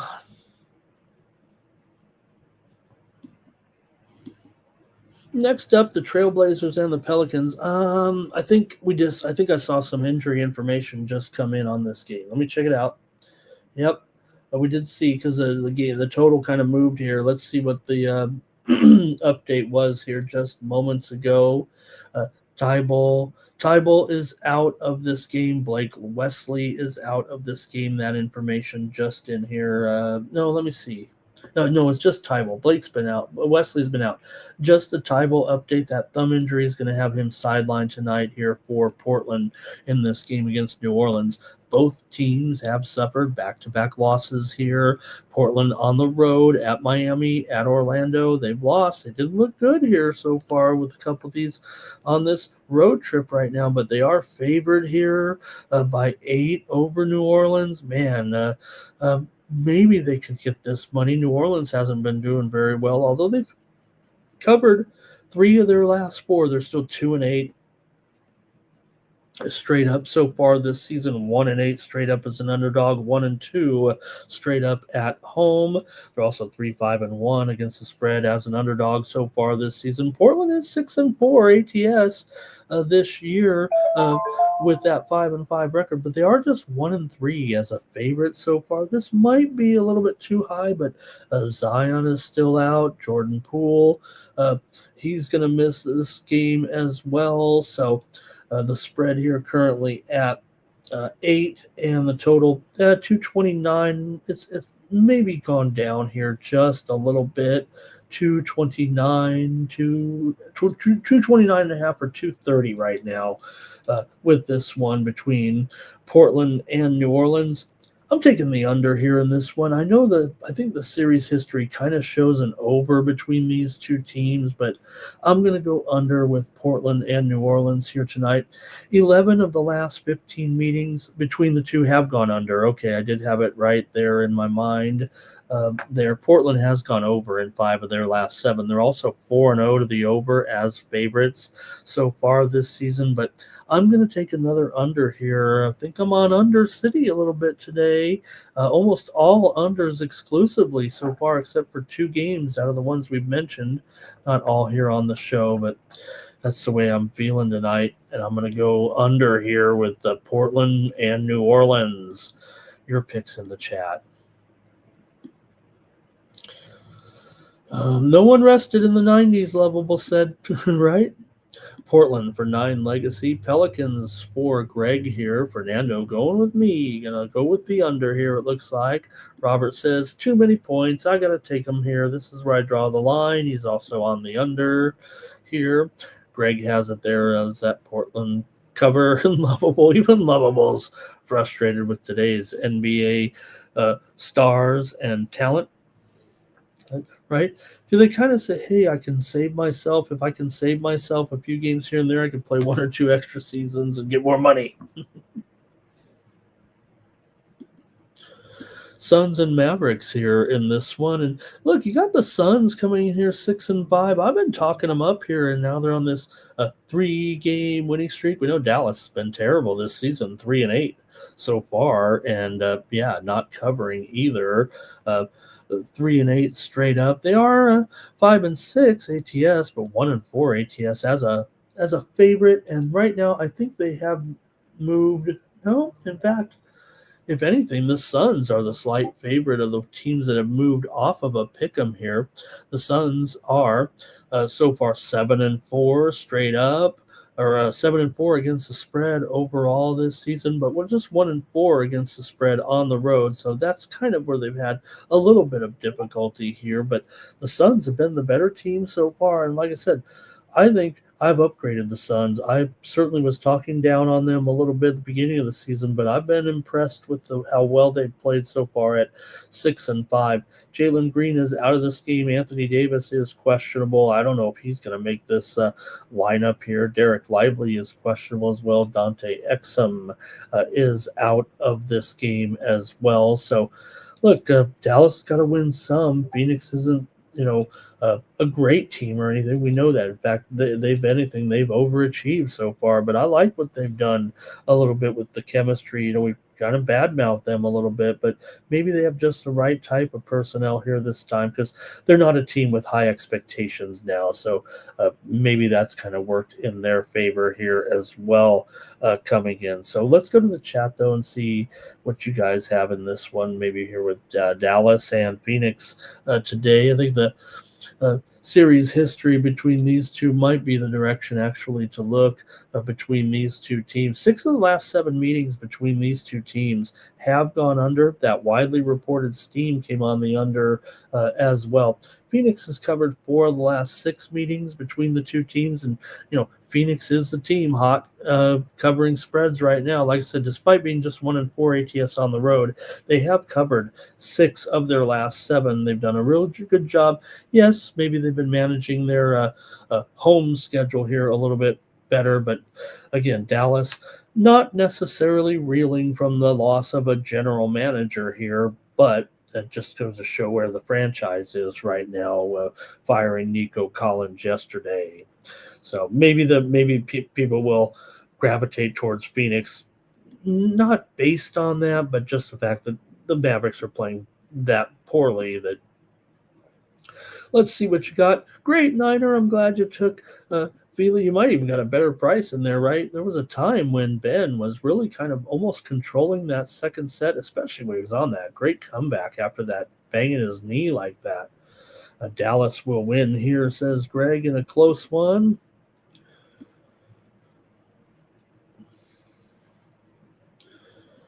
And let's see here.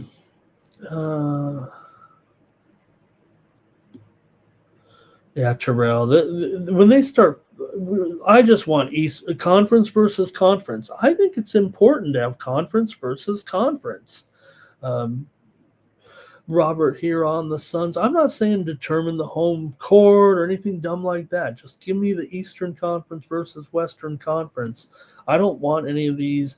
Look, the 4 nations, that's a whole different thing. I still don't think you should be doing something like that in the middle of the season, but I'm just an old fogey, so I understand where we're going with this. But the NBA All-Star Game finally sound, I still watch it here, but I'm usually doing something else over the last couple of years, watching some other sports or something like that. Terrell says Mavs money line. Oh, Terrell. Okay, Justin's here this morning, and Greg said Dallas will win after the general manager got fired there. And if AD is in, then it's Dallas. Great point there. And they are at home after all. I'm taking Dallas. Okay, get those votes in for that Laker game, because we're coming up to it next, and that's what Mikey's waiting for, to close the poll and give us the results. Tariq says maybe you live bet this game here a little bit. So Phoenix has been doing the job right now, but I'm going to think Dallas kind of rebounds here. I'm going to take them in this one. My computer is saying take Phoenix. I'm going to say that Phoenix has done a great job for sure. I'm going to grab Dallas in this one to win the game. Let's go right now and see how we did on the poll here with this great matchup tonight. One of the best games of the year so far this season, when the Lakers come in to take on the Thunder. We didn't know it was going to go like this for the Lakers right after the first couple of games, man. We had questions, but they put that to rest real fast, even with LeBron out here. Right, that's the amazing thing about the whole situation with Luka. Now, remember when LeBron's missed before Luka came, and they had to really bide their time and just hope they were within striking distance of the playoffs when LeBron came back, but not anymore. The Lakers are just, did I almost just say just fine without LeBron? Kinda, right? A little bit here, but still the Thunder are 11-1 overall. Kicking ass and taking names, I guess. Still just 7-5 against the spread. It's one of the talking points has been that the Thunder have not been a great cover necessarily. You say not necessarily. They're still 7-3 ATS in the last 10, and that's good enough. But the Lakers are the team you want to look at, right, with covering the spread. It looks like they're 8-3 straight up, but 8-2 against the spread in their last 10. They're 5-1 against the spread on the road, 5-2 against the spread as an underdog. Lakers have been money, so to speak, here so far this season. Now the Lakers are 9-2 to the over so far. Look at the total. I mean, this is a low total for this NBA, and you got two teams that are definitely going over the spread.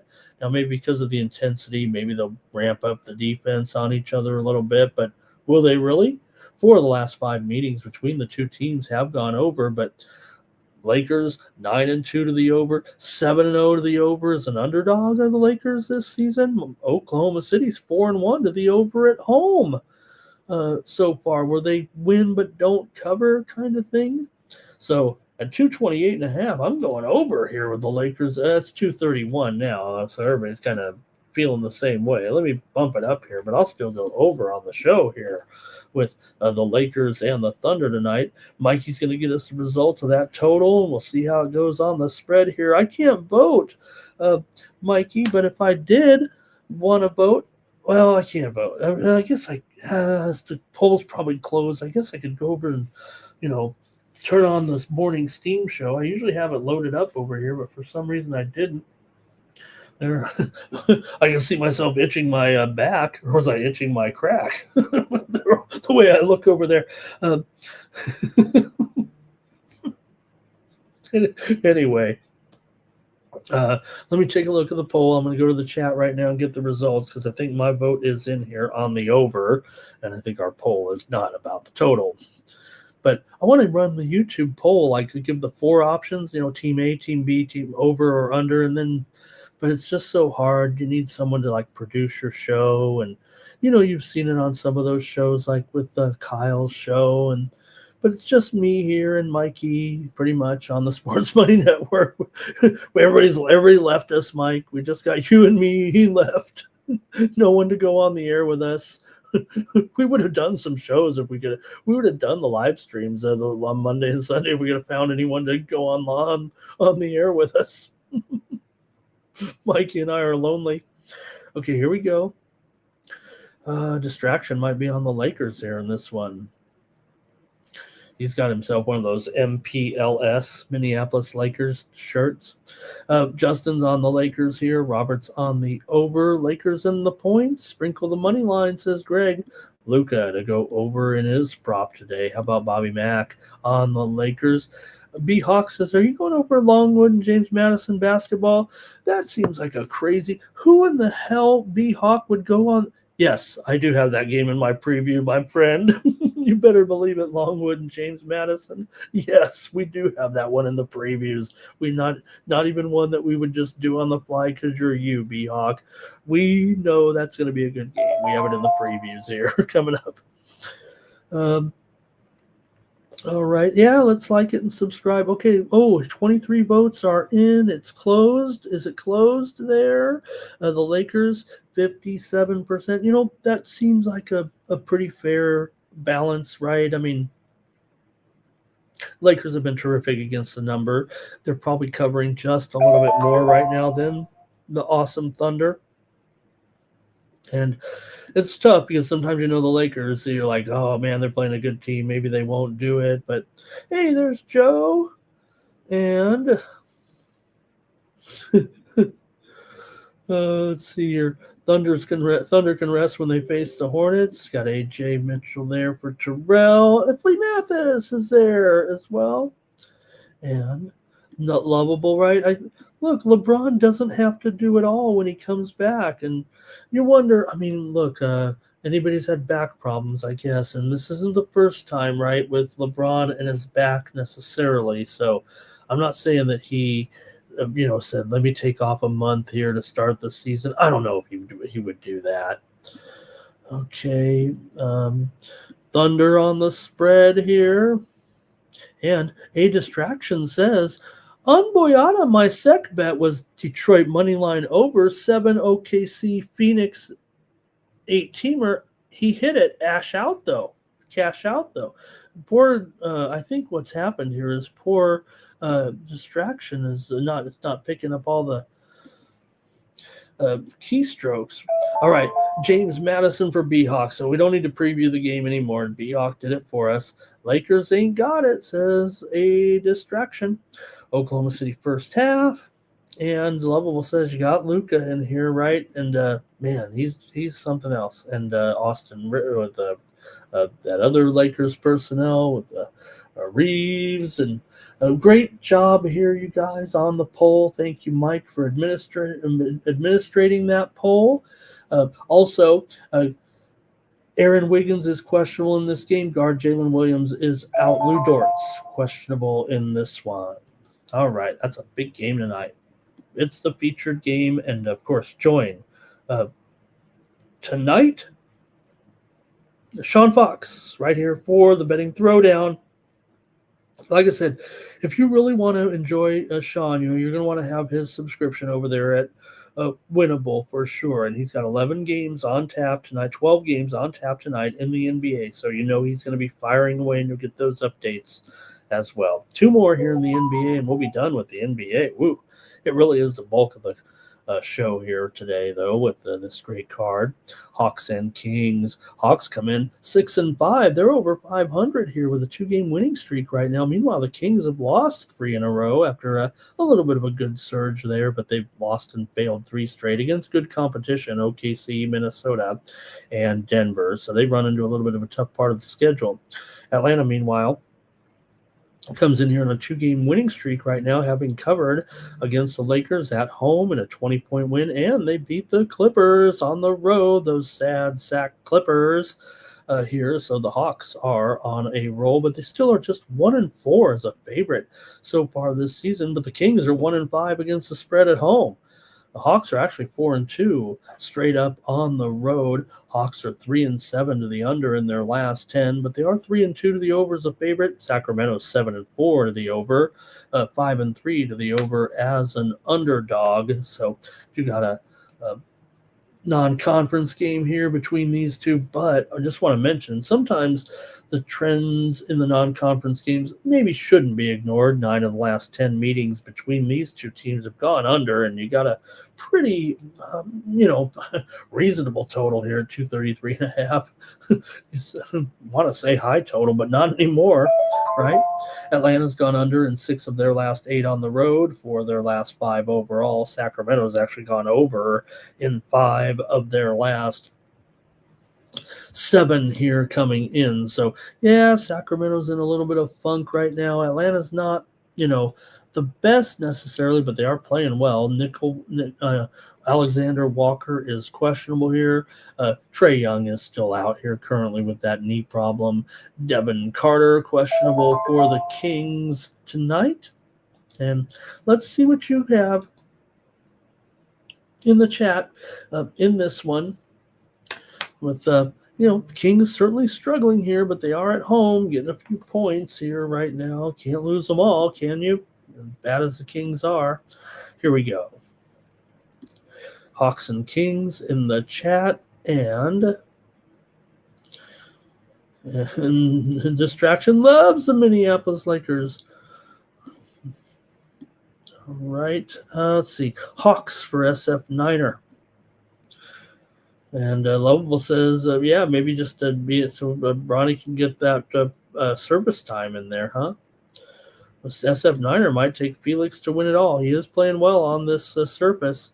Greg's got Atlanta here pretty much right on the spread, but I think that is an over there for sure, right there for SF Niner, or for Greg there. Yep. Lovable, I had you. I stopped it right away when I saw what you saw. I was ready to say Reeves there, and I knew exactly what you meant, actually.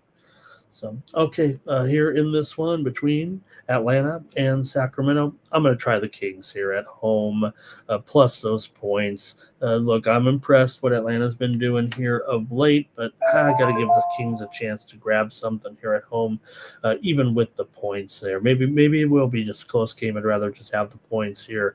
Action Jackson says Sabonis double-double and Kings to win. Terrell says Kings over. They will have better shooting tonight. Good point. A better matchup here for sure. I think it does kind of suit them here. Like I said, at least in this series, it's been kind of a mix actually. let me see what it was.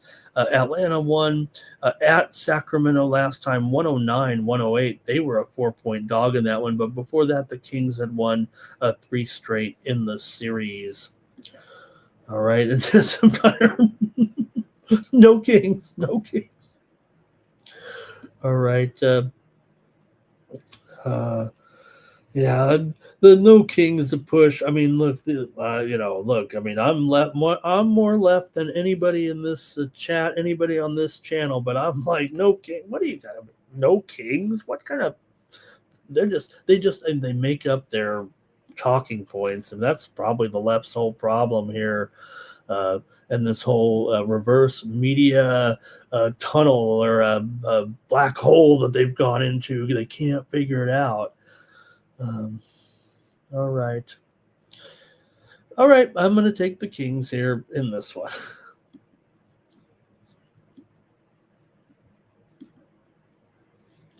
All right, Nuggets and Clippers wrap it up for us here, and got one team hot, the other team not. We got the Nuggets red hot here all of a sudden. Look, they're great. We know that. In fact, probably overlooked to win the championship here. Come on, these are the Denver Nuggets with Nikola Jokic. They've won and covered 4 straight. They're 7-2 against the spread as a favorite.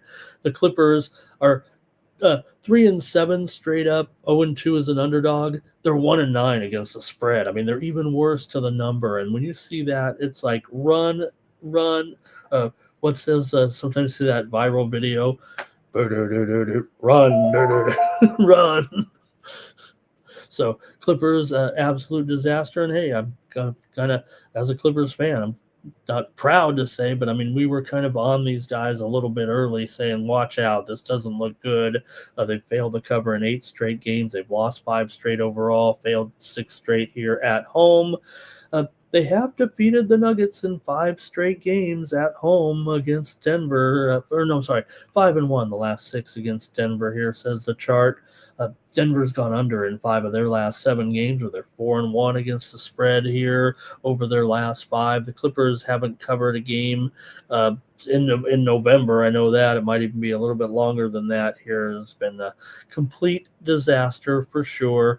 Denver's won the last 3 meetings and covered the spread as a part of that run. Those games were mostly at Denver, but they did win the one meeting here. Like I said, 5-1 straight up here. That meeting was back on, was it October 12th? Was that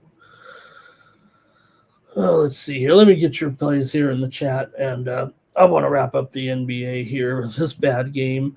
As far as the total is concerned with these two right now, I don't think there's anything too descript with these two teams. I mean, they're both just kind of playing 50-50 overs and unders right now. Denver's gone under in 5 of their last 7. The Clippers are 4-3 to the over at home, but the Nuggets are 4-5 to the under as a dog here. So, but I do like the total actually as my play here. But let's see what you guys have. I'll go to the chat. All right, and it's going to be Robert here, I think, on the under in this one. He also likes the Nuggets here to lay it. And let's see here. Clippers 112 to 126 to 66. Was there really a game like that last year in this series? Wow, that sounds crazy. I don't remember that, but. All right, Fernando, Nuggets on the money line. Greg's got it as a close one here, but I think he's taking the Clippers.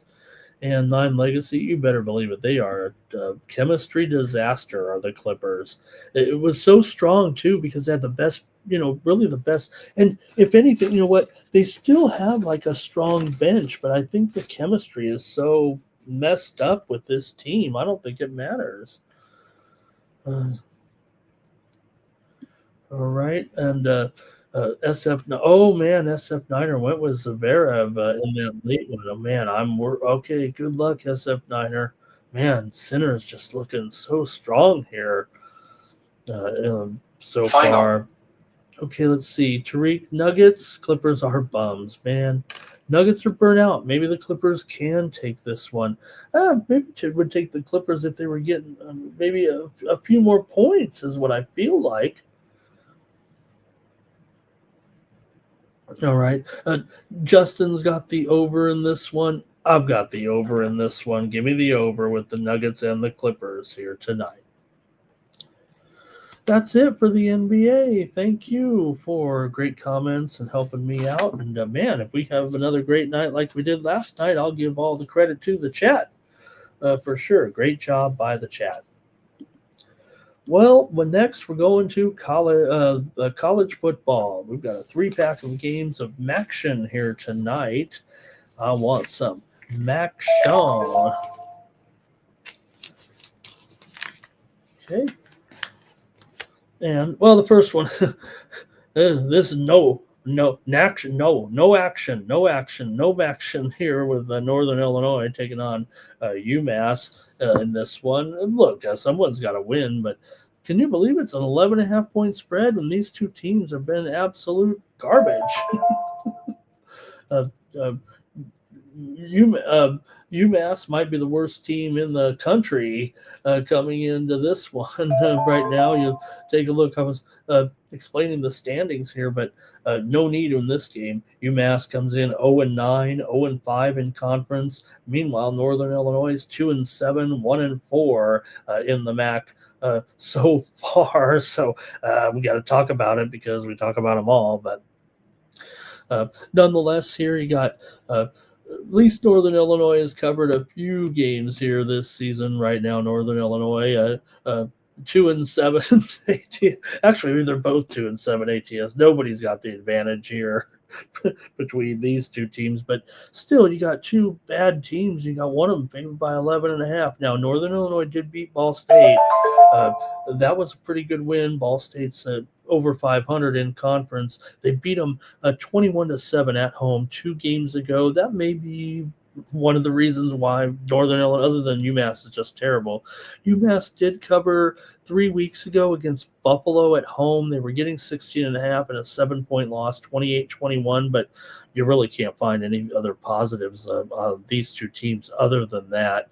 Now, UMass has gone 6-3 to the over this season, 3-1 to the over at home, but Northern Illinois is 3-6 to the under and 0-3 to the under as a favorite between these two teams. So that also is a little bit troubling here because, like I said, both teams just absolutely terrible right now. But UMass has gone over in 10 of their last 13 games. Northern Illinois has gone under in 6 of their last 9. The teams met last season. It was 34-20. Northern Illinois won. It was a push in that game on that night here, but the total here is 43.5 in this one. That's lower. Last year it was 41.5, and they went for 54 points. Now, is that a result of what happens when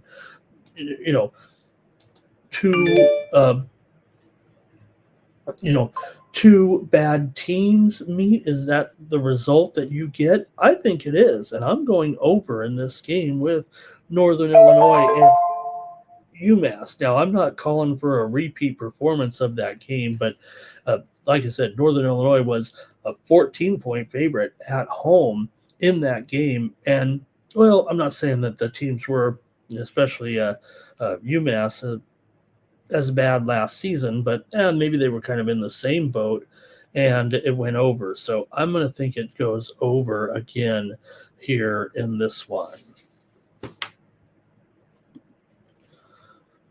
All right, here we go, and we've got some plays from you guys in the chat here in the colleges with Robert taking those points for the UMass. I think he's going to a max bet here. There. And Distraction says, what about women's college? You know what? I am going to start at women's college basketball. There will be some plays I will distribute. I'm probably not going to talk. Maybe we'll talk about the biggest matchups during the season if we can. But for the most part, I'm going to start to include a few plays in women's college basketball as part of my package here it'll just be maybe mostly on the free winnable, but I usually look at the the line games. Like for example, today there are two games that are on the big board: Colorado and Louisville, Creighton and Nebraska, and those are only the ones I really handicap every day. There's not a lot of them, but um, having some good results privately. So we're going to start to include those a little bit. We'll start with them maybe on the free. This is how I run things, you guys. Like when I'm struggling, more plays come free, and then so we'll introduce those. I've run it through the beta, as I like to call it, starting the season. I've had some good wins, I think, enough to make them public plays. So you'll start to see a few women's games from me here come out on the Winnable app. We'll probably start with the free picks. UMass for Nuke, right? I mean, come on, they're laying double digits on the road. You can trust a team like that. Nuke says, hey, even a bad team is probably going to be able to get it going. Ryan Nugent-Hopkins placed on the injured list here for the Edmonton Oilers. That might be just coming out here. Just saw that here. And what was the late basketball pick? Oh, Lovable talking about. Okay, gotcha. Let's go in that one there. I'm going to go ahead and take the over in this one. Next up, Toledo.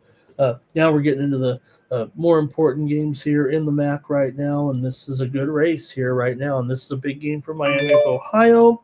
Miami of Ohio here is 4-1 in conference play, so this is a big game. Toledo's 3-2, and they're favored on the road of all things. So man, that's kind of I don't know if it's a surprise necessarily, but both teams come in 5-4 here right now. Let's squeeze in this college basketball steam here real quick. Montana State and Stanford. Steam to the under in this one with Montana State and Stanford. It was 150, and we're seeing this one go down right now to 148.5 with Montana State and Stanford. 1.5 move right now, and it might still be moving steam to the under here with Montana State and Stanford. But we're talking Toledo and Miami of Ohio here right now. And look, like I said, Miami of Ohio, is the team that has the better record, 4-1. Western Michigan is 5-1. Buffalo's 4-1, Miami's 4-1. It looks like it's going to come down to those three teams. I'll give some of these teams, like Toledo, that they're 3-2. At least Ohio is 4-2 after their win on Tuesday night, but only one. When you're trying to get to this championship game. Anyway, it might be coming down to we're narrowing it down for sure here with the action. So anyways, Miami of Ohio here with the better record. They are the home dog. Yes, I know that Toledo might be perceived here as a better team of the two. I think that is kind of understood here, but hey, Miami was on a big winning streak before they finally lost last game. They were on a winning streak, but lost to Ohio U 24-20 in a good game. They were a 2.5-point dog on the road. Ohio got the win, but before that, they beat Western, they beat Eastern, they beat Akron, they beat NIU, and they covered them all. Miami of Ohio did. They're 3-1 against the spread at home. Toledo's just 1-3 against the spread at home and 0-4 straight up on the road. So you got a team that's a 4-point favorite that hasn't won on the road yet. Now, granted, Miami of Ohio is 0-4 straight up as an underdog, but they're getting the points. They're 3-1 against the spread at home, so that has to be something serious. We're kind of respectable to look at here. It feels like to me. 6 of the last 9 meetings between the two teams have gone under. Toledo has gone under in 3 of 4 road games so far this season. Last year was 30-20. Toledo won at home as a 4.5-point favorite. They won by 10. It did go over the total there, but we'll see. This one's at currently 45.5 here right now in this one. I think we're going to see a good game. I think we might see some defense. I'm going to go under here with Toledo and Miami of Ohio here in this one. Give me the under tonight between these two, and I'll see what you guys have. And important game here in the MAC. 2 important games. We'll talk about the other one right now, too. Jerry's on Miami. Lovable's on the over. Justin is on Miami here. Nuke is on Miami. And Dimitri says Toledo by 10, just like last year. And let's see what else. Lovable says maybe for the dog here. 9 Legacies is Buffalo in the spread. Northern Illinois in the spread. Toledo on the spread. 9 Legacy covering all of their MAC action here. Boy, that'd be a great name. Maction. Boy, they should have a moniker for these weeknight games and call it Maction. I'm going to call them up. All right, one more here right now in the action with Buffalo and Central Michigan. Central Michigan favored by 2, total 44. Like we said, Buffalo 4-1, Central Michigan 3-2. They're at home. This feels like even the bigger game than the last one a little bit here, and a good game with Central Michigan at home here right now. Look, Central Michigan 3-0 against the spread at home so far, including 3-1 against the spread as a favorite.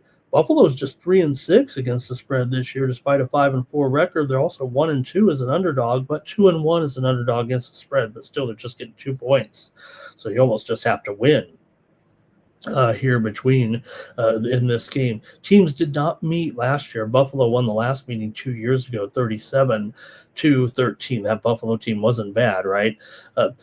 So far, you got a Central Michigan team 3-1 to the over as a favorite, but Buffalo is 0-3 to the under as a dog. Buffalo is a 4-5 to the under overall. Central Michigan is 6-3 to the over so far this season. And also here, the head-to-head between these two kind of long-term has kind of been in favor of Central Michigan. They've won 8 of the last 12 meetings between the two teams. 4 of the last 5 meetings between the two teams have gone over. We're looking at a 44.5 here right now, and I'm going to take the over here in this one with Central Michigan at home. The total 44.5 here. I've got the over tonight with Buffalo and Central Michigan in these two big, they're big. They're big MAC games. If there's no ifs, ands, or buts, and they both, I believe all the games start at 7 p.m. Eastern and 4 Pacific. I don't think they're staggering these starts at all here today. Let's get your pick in the chat in this one. Central Michigan for Jerry. Robert is on Toledo, and Justin likes Central Michigan as well. I think that does it for the MAC, but I think, the MAC is going to be something worth watching here tonight. I know Sean's going to keep tabs on it as well here on the show. I'll be joining Sean here in a few weeks. I'll run some local coverage. I do a high school show with my longtime partner doing the coverage from our area, and we're in the quarterfinals of the playoffs, and once we get down to just a few teams, we don't do a show anymore. We got to have multiple teams. All right, for me to do a show, it's got to be at least 3 or 4 games. So my teams kind of get eliminated sometimes pretty quickly. Our area, we've had my area's had some great talent. Some great players have come from my area, but guys like Reggie Bush, Alex Smith has come from the area where I've covered football. Leon Bender, if you remember him, how great he was. He came from the area where I've covered. Achilles Smith as well. Tommy Vardell, do you remember touchdown Tommy Vardell? He was a star from my area as well. So we've had a few big names. Okay, let's go to the NHL tonight. We've got just a 4-game card to look at here, so let's get it rolling here. We can take care of this in no time. Rangers taking on the Lightning here in this one. We got Igor and Vasilevsky. I'll fire up the old goalie computer, as I say every day, and make sure we get it right. But you got the Lightning here favored $1.40 total, maybe 6 flat. I'm going to call it 6 flat right now. I know, you guys know I can't get off those 5.5s on the graphics because I feel like that's always my starting point a little bit. Because, like I said on the show I've said before on the show many times, you know what? Hockey games, they pretty much land on 5, 6, or 7 pretty much every time. Sometimes it's 4, but also we did see Thatcher Demko leave that game with an injury there last night against the Jets. The Jets won that game, right? So I think that was big. And also last night, uh, uh, Landeskog had a goal there for the Avalanche. That was a big news there as well. We saw also Austin Matthews injured last night, had to leave the game, and also Stolars left the game as well last night. So, okay, let's get rolling though here with the action here. Tampa Bay on a 2-game winning streak coming into this one with the wins here over Washington and VGK. Beat VGK on the road 6-3. Tampa Bay coming in here 8-5-2 currently. Rangers are 8-7-2, and let the jokes begin. The Rangers are on the road, so they should win, right? After all, they are 7-1 on the road so far this season, and can't win at home. They finally did win at home, but it has been a little bit awkward to say the least. And you have Tampa Bay here, who starting to get it together here a little bit. Look, they're always in the mix, right? Are the Lightning, and they own this series against the Rangers right now. They've won 6 of the last 7 meetings between the two teams, although it was the Rangers winning the last time the two teams met at Madison Square Garden anyway, 4-0. But before that, Tampa had won the other 3 previous meetings. So with this one, with Shesterkin here going up against Vasilevsky, not confirmed yet, but Igor 2.46 goals against, Vasilevsky at 2.64 goals against coming in this one. You got Tampa Bay here. Maybe this is a reasonable price right now at $1.40. I got to take the Lightning here at this point. They do have the Rangers number. Yes, the Rangers on the road have been a lot better, but I'm going to take the Lightning here in this one. They're the team with the better record right now coming in. Rangers actually under 500 here at this point, and the Rangers are 3-4 as an underdog. Does buck that huge trend, obviously, with the 7-1 record, but okay, here we go with the hockey. Lightning for Justin. Good morning to Markel in the chat. There's Robert on the Rangers, Robert on the under as well. And Markel says he's got Saar to go under in that basketball game back there. Thank you, Markel. Sorry I missed that.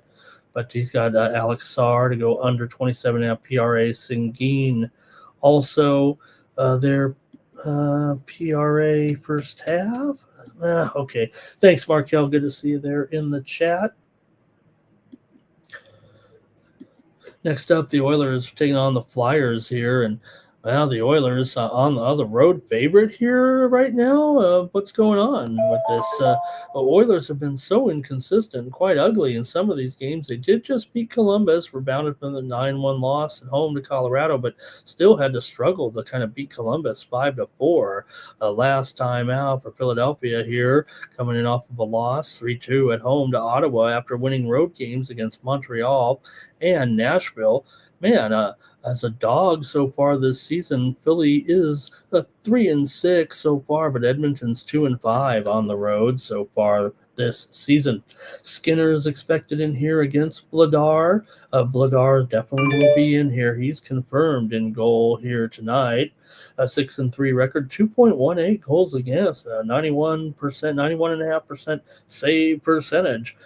Skinner, 2.91 goals against, 88% save percentage so far. You look at the matchup here with these guys. I mean, the Flyers right now at home, they're up a unit. They're 6-3-1, as I said, at home. And for Edmonton here, 2-5-2 on the road so far, already down 5.5 units on the road this season. So let's see what you got here in this one between the Oilers on the road here in Philadelphia. The Oilers have lost 6 of their last 7 trips in here.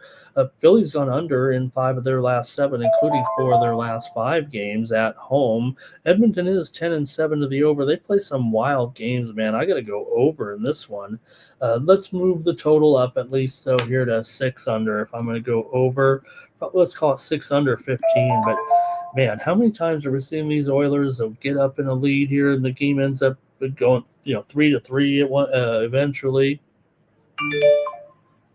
and then they blow it. There we go. Let's call it 6 under 15. I'm going to take the over in this one with Edmonton and Philly. Wouldn't say we're seeing these teams totally as over teams so far. Yeah, Edmonton is 10-7 to the over. They've gone over in 6 of their last 8, but Philly's been going under just a little bit here of late. I'm going to go over, though, tonight. Flyers for Justin here. Robert's on the Flyers. Robert D's on the Flyers, and Robert there likes the under. And I might just change my name to Robert. But I'm Ramon. Here we go. Next up. The Sabres are on the road here, taking on the Mammoth. Mammoth come in 9-7, Sabres 5-6-4 coming into this one, but more likely the news is how Buffalo cannot win on the road at all. They're winless so far this season, 0-3. Meanwhile, Utah is 4-1 so far at home. So Buffalo, look, they haven't played a lot of road games so far this season. In fact, their official record is 0-3-2 so far this season. At home, they're 5-3-2, but they come in here with a 3-game losing streak right now with losses to Carolina, St. Louis, and Utah. Meanwhile, Utah also has looked poor here of late. They lost to Toronto, Montreal, and Ottawa, but we're on a 4-game Northeast road trip that just didn't agree with them. They played poorly, so still got a decent record here overall, right at 9-7, and do pretty well here at home. Belmelka in goal here in this one expected. He's got a 2.91 goals against and a 7-4 record. Alex Lyon for the Sabres. He comes in 3-5-3 with a 91% save percentage here thus far. So see if you have a pick in this one with, my tweet deck gave out here. I don't want to miss any breaking news, right? Somebody might get fired. Hopefully not me, but don't want to miss any news that comes out here. I like to look over, make sure we get all the latest news and headlines. All right, here with Buffalo and Utah. Utah is 3-6 to the under as a favorite so far, 2-3 to the under at home. So I think that's part of their strength. Of course, when they are playing at home, is playing a little bit better defensively here. Utah is 4-1 straight up in their last 5 games at home. 4 of the last 6 meetings between these two teams have gone over. Buffalo's gone over in 6 of their last 8, and Utah's gone over in 7 of their last, let's see here. I did say it right. What are they? 8-8. They're 8-8 to the over. I have it here. It might be. I've got to update the computer. It looks like I have one game graded incorrectly. So anyways, I'm going to take the over in this one. The under, you guys, the under here at 6.5. Under 20, maybe even under 20 here. I've got the under here with Buffalo and Utah here tonight on the Morning Steam. All right, let's go to the comments in the chat and take a look here with, let's see here, Mammoth here for Justin.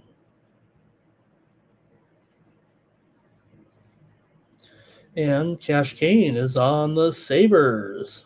All right.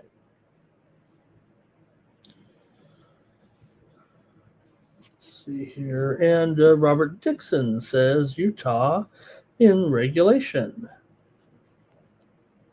And did Gooey win his play there? Did Gooey win his challenger play there? Nice job, Gooey. I think that's it for you guys in this one. Appreciate it. Cash Kane coming in with those plays here right now. He's got money line and under, and Flyers there plus 1.5. The Sabres also here plus 1.5. Blackhawks money line and over. Thank you for getting all those plays in. Cash Kane.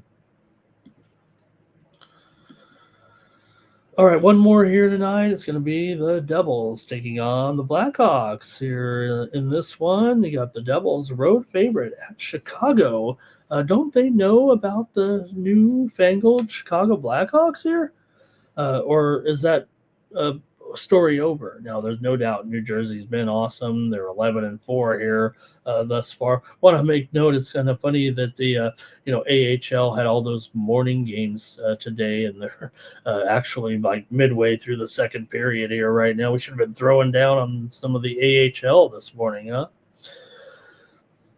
Anybody watching any AHL action here? We got Scranton Wilkes-Barre 2-2 with Bridgeport. Springfield leading Laval Rocket 1-0, and Grand Rapids on top of the Marlies 1-0, and just about to go here. Chicago and Milwaukee just underway. How about it? Morning hockey here, at least. Morning hockey back there. All right. Anyways, Devils come in here. Look, they're playing well. There's no doubt about it. Good record here so far. 2-10-4 and 11-4-1 now. Chicago though 8-5-3, doing a terrific job. Then big resurgence here, obviously for Chicago right now. Now New Jersey has won 6 straight meetings against Chicago, but still, I mean, this Chicago team is definitely different than what we've seen before. But New Jersey, they've won 11 of their last. They've 11-4-1. What can you say? Chicago so far 5-11 to the under so far this season, 1-5 to the under at home. Meanwhile, New Jersey 3-7 to the under as a favorite here. New Jersey's gone under in 4 of their last 5. Chicago's gone under in 5 of their last 6 at home. Now, 7 of the last 8 meetings between these two teams have gone over here in Chicago. But, I don't know. You got Allen going up against Knight. Does feel like, Knight here with great numbers so far. 2.33 goals against, 6-3-2 record. Allen 6-2 with a 2.28 goals against here. This total at 6, shaded to the over. You got 6.5 under at DraftKings. I'm going under in this one with New Jersey and Chicago here tonight. Chicago, like I said, 2-8 to the under in their last 10. And even though New Jersey, they 8 overs, 8 unders, 3-7 to the under as a favorite. Hey, how about we wrap it up there with the hockey? Get your comments in. Nobody's got anything anyways. So let me put forward a Steam play that just came in. It's in the NBA of all things, and it's on the Chicago Bulls here right now. We're seeing the Bulls getting steamed here in their matchup tonight with you know what? Yeah, let me see. What is that line? Whoops. There we go. Let's bring in the right day. The Bulls getting steamed in that game against the Pistons. I said I was on the Bulls here, right? Well, here comes the steam. The Bulls were getting 1 point. Right now, they've moved to the favorite, I believe. They are favored here by 1.5 right now at circa couple books still hanging on to the Pistons as a 1-point favorite, but I don't know if that's going to hang on for very much longer. And again, I think the key was there was just some injury news that did come out in this game here just a few moments ago that Jalen Duren is questionable. I think we already gave that. We said that before, so I don't know if it's been reissued here, but Steam just came in on Chicago. All right, we're not done. We've got a few college basketball games for you guys, and I want to take a look at a few matchups in the college ranks. Let's go to it, and then we'll wrap up the show. Another long one here, 2.5. I think Mike says when I go too long, it ruins the algorithm, and I screw everything up. So, I'll try to make the show shorter. Maybe if they had less sports. But we started off here with St. Joseph's taking on Virginia Tech. here in this one. You got Virginia Tech at 11. It's not 12.5 anymore. We already talked about that, right? It's down to, we can call it 11.5, though. It's kind of gone back up. The sharp books are still hanging on to an 11. The total here 157.5 here in this one with St. Joseph's and Virginia Tech here in this one. Big favorites here, but good game nonetheless. You do have two teams performing well at 2-0 so far this season. St. Joe's comes in here with wins over Lafayette and Drexel, although they covered in just one of those games. Virginia Tech, meanwhile, is 2-0 straight up and 2-0 against the spread. And here comes a little bit of steam, though, real quick, if I can just squeeze this in. Northern Kentucky and East Tennessee State. We're seeing some steam here to the over. It was 141.5, but we're going up. This line, it got dummied down a little bit because it was as high as 143 already. So that steam comes in, though, on this one, and we're seeing it right now go to 142.5, 143, Northern Kentucky and East Tennessee State. But I'm talking St. Joe's and Virginia Tech as my first game on the previews here. That widely reported steam did come in on the over, and that's what I like. In fact, look at this. This thing's gone up to 158 right now with St. Joseph's and Virginia Tech. Both teams went over in both of their first two games. I've got the over here tonight. Give me the over with St. Joe's and Virginia Tech. Virginia Tech, a big favorite, and they might get there. Cash Kane's on the under here. I think Justin likes Virginia Tech here. He also likes the under. And Cash Kane says he likes the under as well. Good to see the lines moving in your. I don't know. I think Cash Kane, it might be. Yeah, he said, uh-oh. Yeah, I think it definitely. Look, this one opened as low as it opened 153 at Bet Online. It's down 158. There, so 5-point move to the over on this one, and I'll take the over. In fact, if anything, I did get a few losses there with the steam a little bit yesterday. There's no doubt, out of all, as much as I've talked about how strong the moves have been, yesterday the moves went. I think the public or whatever was going on, maybe there is a little bit of that money that's been looking into it and maybe taking those overs, because there were more games yesterday out of the first seven. How long have we been going here now? 9 days this season, where a lot of the games were affected and landed like in the middle, or it went too high and it moved like 6, 7, 8 points one way and it still finished under, and vice versa. So thank you to Arthur Mead again. He's always so generous, dropping in a little coffee for us here. Thank you, Arthur, for supporting the Sports Money Network. Really appreciate you. Gooey McDougal says he's got another challenger, you guys. I love this here, and I like Kruger too, for sure. But he's got him here in a play. Thank you, Gooey. It's so awesome to have you bringing the Hurricane, with bringing those challenger plays here. You know what? If people were into challenger and ITF matches, I would give them out. Maybe I'm a public capper on these and the subscriptions. I try to be as I'll go deep into the college basketball, but I kind of give people kind of what they want to, in a way. So maybe there's a little bit of flaw in my distribution of the picks, but a lot of times here, look, I mean, I can't send everything out to you guys, and nobody wants to play as many games. I just try to send my strongest plays out there. Okay, that's it for that one, and let's keep it moving here right now there's that James Madison and Longwood play. Well, look, we already saw the play come in there on James Madison and Longwood, right? I mean, we've already given it out here. I don't know if I should continue with the play. We saw the play earlier in the chat, so maybe I should not come in here with this one with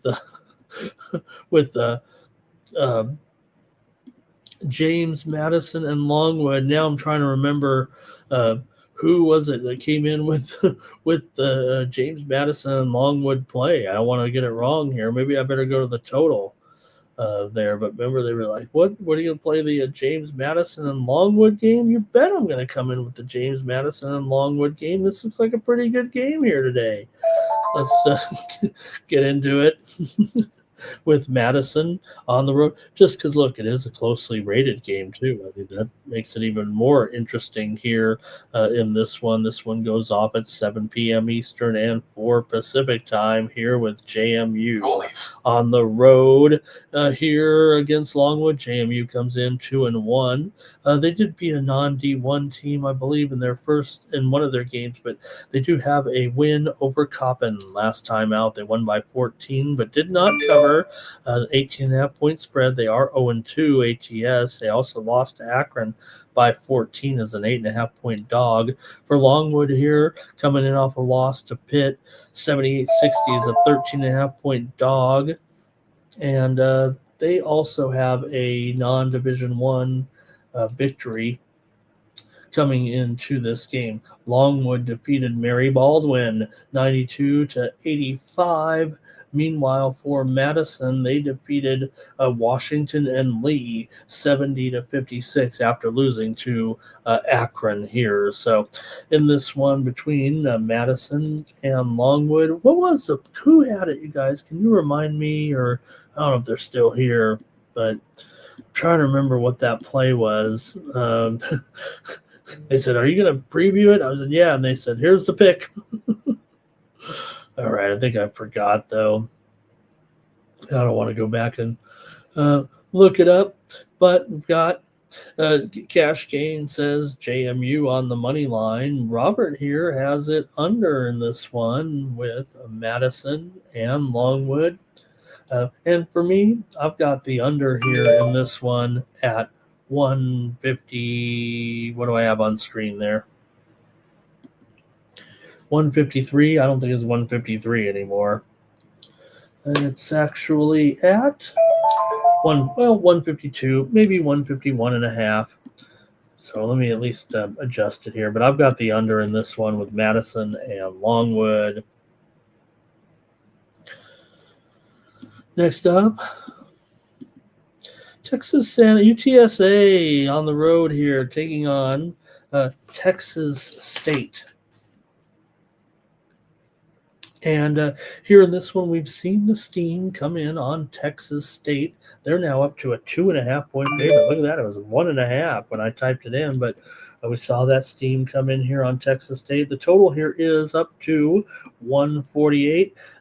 That's interesting to note because the steam actually, the Don Best team anyway, came in on the under here, but I think we're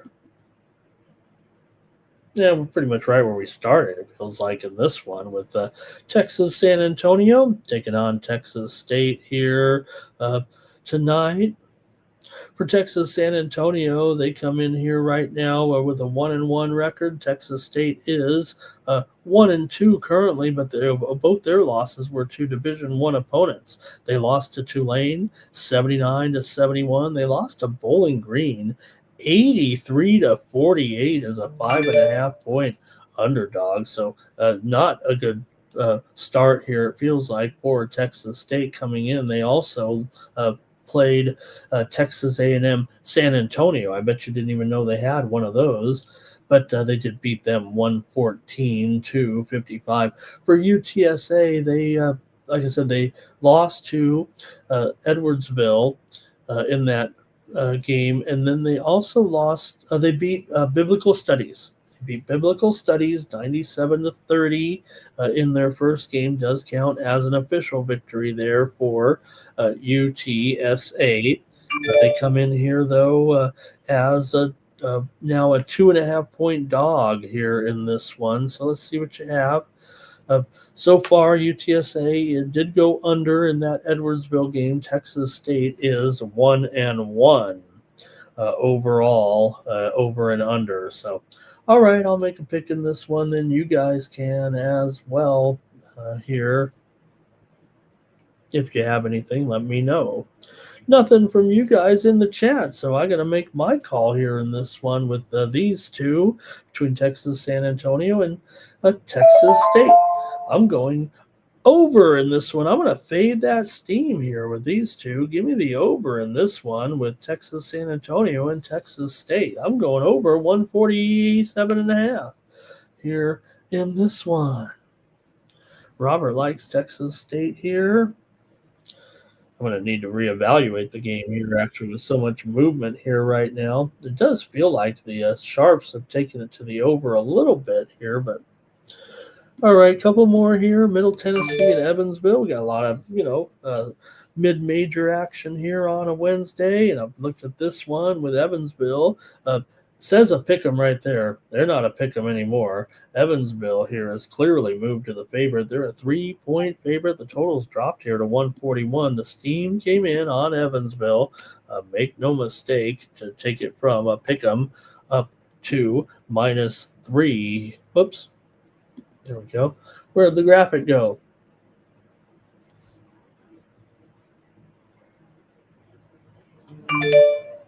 All right, there we go. Middle Tennessee does come in here with a 2-0 record right now. Meanwhile, Evansville comes in at 2-1. They did beat a non-Division I opponent. For Middle Tennessee here, they have a win over Weber, 109-56 in their first Division I game. They also played a non-Division I game as well. Middle Tennessee did, and it was against Webster. Oh, they played two. They both count. So both their wins so far are over non-Division I. That was Webster, not. I just put Webb like I'd remember. They beat Webster College. So actually, Middle Tennessee has 2 victories over non-Division I opponents so far this season. Meanwhile, Evansville did beat also 2 non-Division I opponents. They lost to Purdue to open the season. 82-51. They did cover the spread in that one by a small margin, but they were getting 33.5 points, and they covered.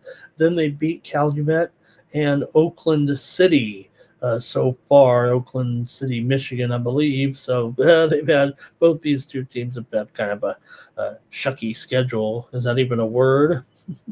Teams did meet last year. Middle won at 80-63 over Evansville. That was at Middle Tennessee. They were an 11.5-point favorite and did get it done in that game. But still, Evansville here taking the steam in this matchup.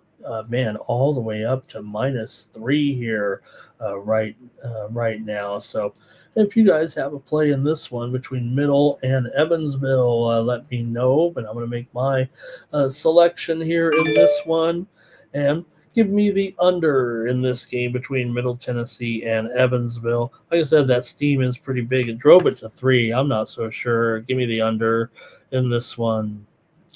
Cash Kane likes Evansville. Justin likes Evansville. You guys like Evansville. Robert does like the under with me. So I'll leave it to you guys. I'll bet it because you guys like it. I'll take Evansville. But give me the under as my official play here on the Morning Steam Show. And we got just a few more I'm going to cover here tonight, including this one, probably one of the better games on the schedule for sure here with Minnesota on the road taking on Missouri. And you got Missouri coming in here 3-0 right now, and Minnesota coming in 2-0 here so far for Missouri. They have wins over Howard 88-67. They did cover that one. They did not cover against Southeast Missouri. They were favored by 25.5 and won by 5. They also beat VMI by 40 as a 23.5-point favorite. For Minnesota, they're 3-0 and they're 2-0 and 2-0 against the spread as they beat Gardner-Webb by 27 points to cover 25.5, and they beat Alcorn by 45 points. So they got the cover there in that one. Right now, we got Missouri. They've gone up to, I believe, about a 6.5-point favorite right now in this one. I think Missouri kind of has been moving up here in this one, and the total is 157.5. the widely reported steam did come in on Minnesota here. They were an 8-point dog originally, but now down to 6.5 here. It did seem like it was a little bit of a high number for sure coming in. So I think I want to take Minnesota here. I'm only getting 6.5 points, but give me the Gophers here in this one. I'll take them here. They're 2-0 ATS so far. That's good enough for me. Here in this matchup, teams did meet 2 years ago. Minnesota lost 70-68 at home as a let's see. Missouri won as a 2.5-point favorite. Minnesota got the money. Well, Cash came late it with Missouri. Robert's going over here. We're getting to college basketball. We got my regulars here. Appreciate it. Hey, I want to take a look at the Idaho Vandals taking on my San Diego Toreros here. Look, San Diego with it hasn't really worked out here long term. UCSD's kind of passed them up on the hierarchy here instead of the 3 San Diego colleges, and they're new, right? And you're supposed to be a little bit better than this. You got Steve Lavin, coaching here at the University of San Diego, but really hasn't worked out. You kind of wonder if Coach Lavin has just been on vacation over these last couple of years because they really haven't looked that good. It feels like they're only getting worse right now after last season going just 6-27. I mean, that's not what you hired this guy for. He's in his 4th season here now, and it just hasn't been. It's gone downhill. They lost to the Idaho State Bengals here in their first game, 71-68. They did beat Oxy 88-59 in their opener. That one did count in their record, but now they're taking on an Idaho team here that already took the steam, as we said, in this game. Idaho looks pretty okay on offense, especially matched up here against USD, it feels like tonight. Idaho's 2-0 so far, does have one Division I win over Washington State, 83-81 on the road as a 7.5-point dog. Meanwhile, USD did not cover. They lost that game, I said, to Idaho State as a 4.5-point favorite. Now, Idaho did also have a non-Division I game. They beat Whitman 94-49 to improve to 2-0 here. I'm taking Idaho over my San Diego Toreros here on Wednesday night. 9 Legacy with a bunch of plays for us. St. Bonaventure on the spread. Elon on the spread. Virginia Tech on the spread, George Washington on the spread, Indiana on the spread, UT Martin on the spread, and Oregon State on the spread. If 9 Legacy is going to take the time to type in that many plays, I'm going to show them on the screen for sure. Thank you, 9 Legacy. And 9 Legacy, also Minnesota on the spread. Robert's on the under here. He'll take with me Idaho on the money line.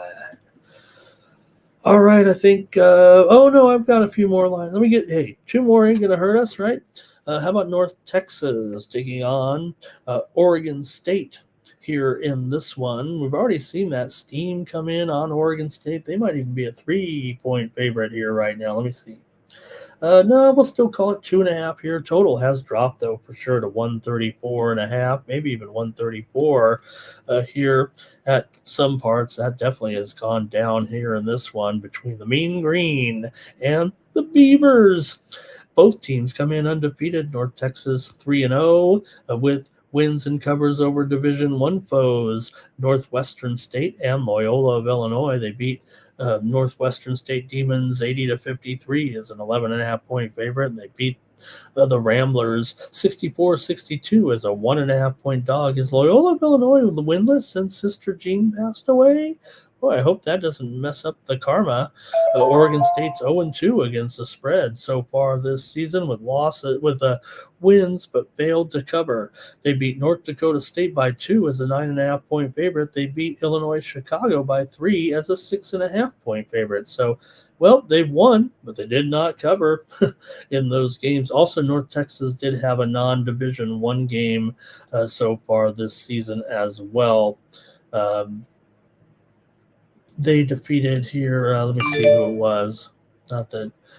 Not that anyone cares but me, but they beat New Mexico Highlands. I think we did talk about that game already. So, okay, see if you have a pick here with me on this one between North Texas and Oregon State. I already know I'm on the under here in this one.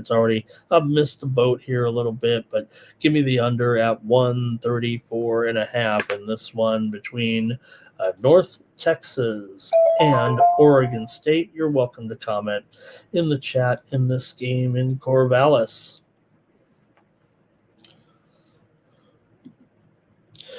Justin has North Texas here. Robert is on the under with me. He also likes Oregon State. Thank you so much, Robert.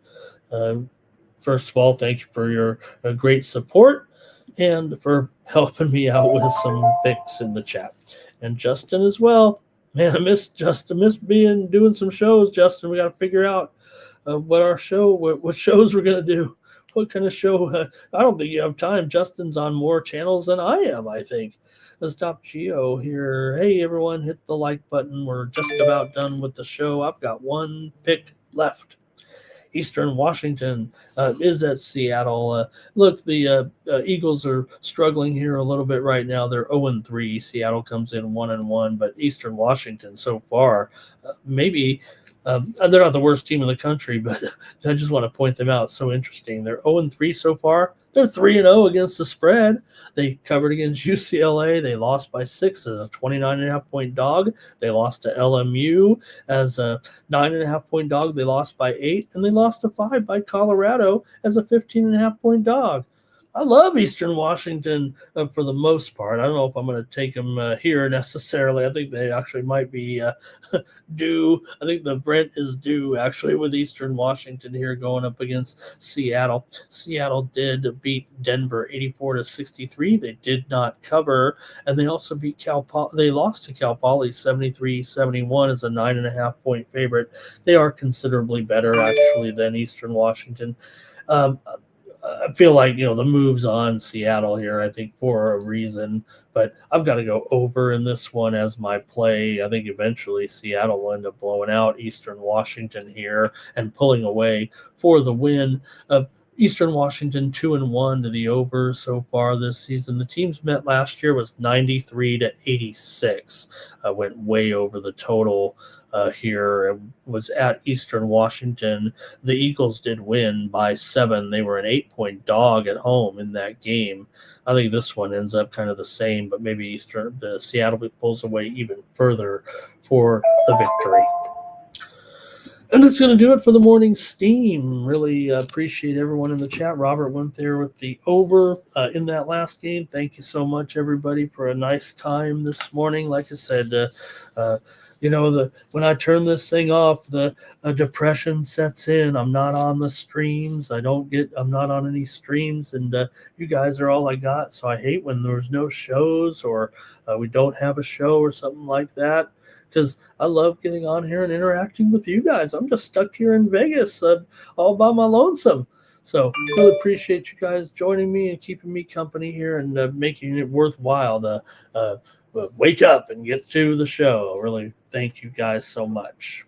All right, don't forget, head on over to winnable.com/Ramon. This is where you get my best plays over here. Hopefully gave you some winners here over the last last couple hours. But hey, you want more plays from me? I've already sent out a 5-pack of my favorite games tonight. I'll let you know I just mentioned one of them just a moment ago as one of the plays here. You might have heard it.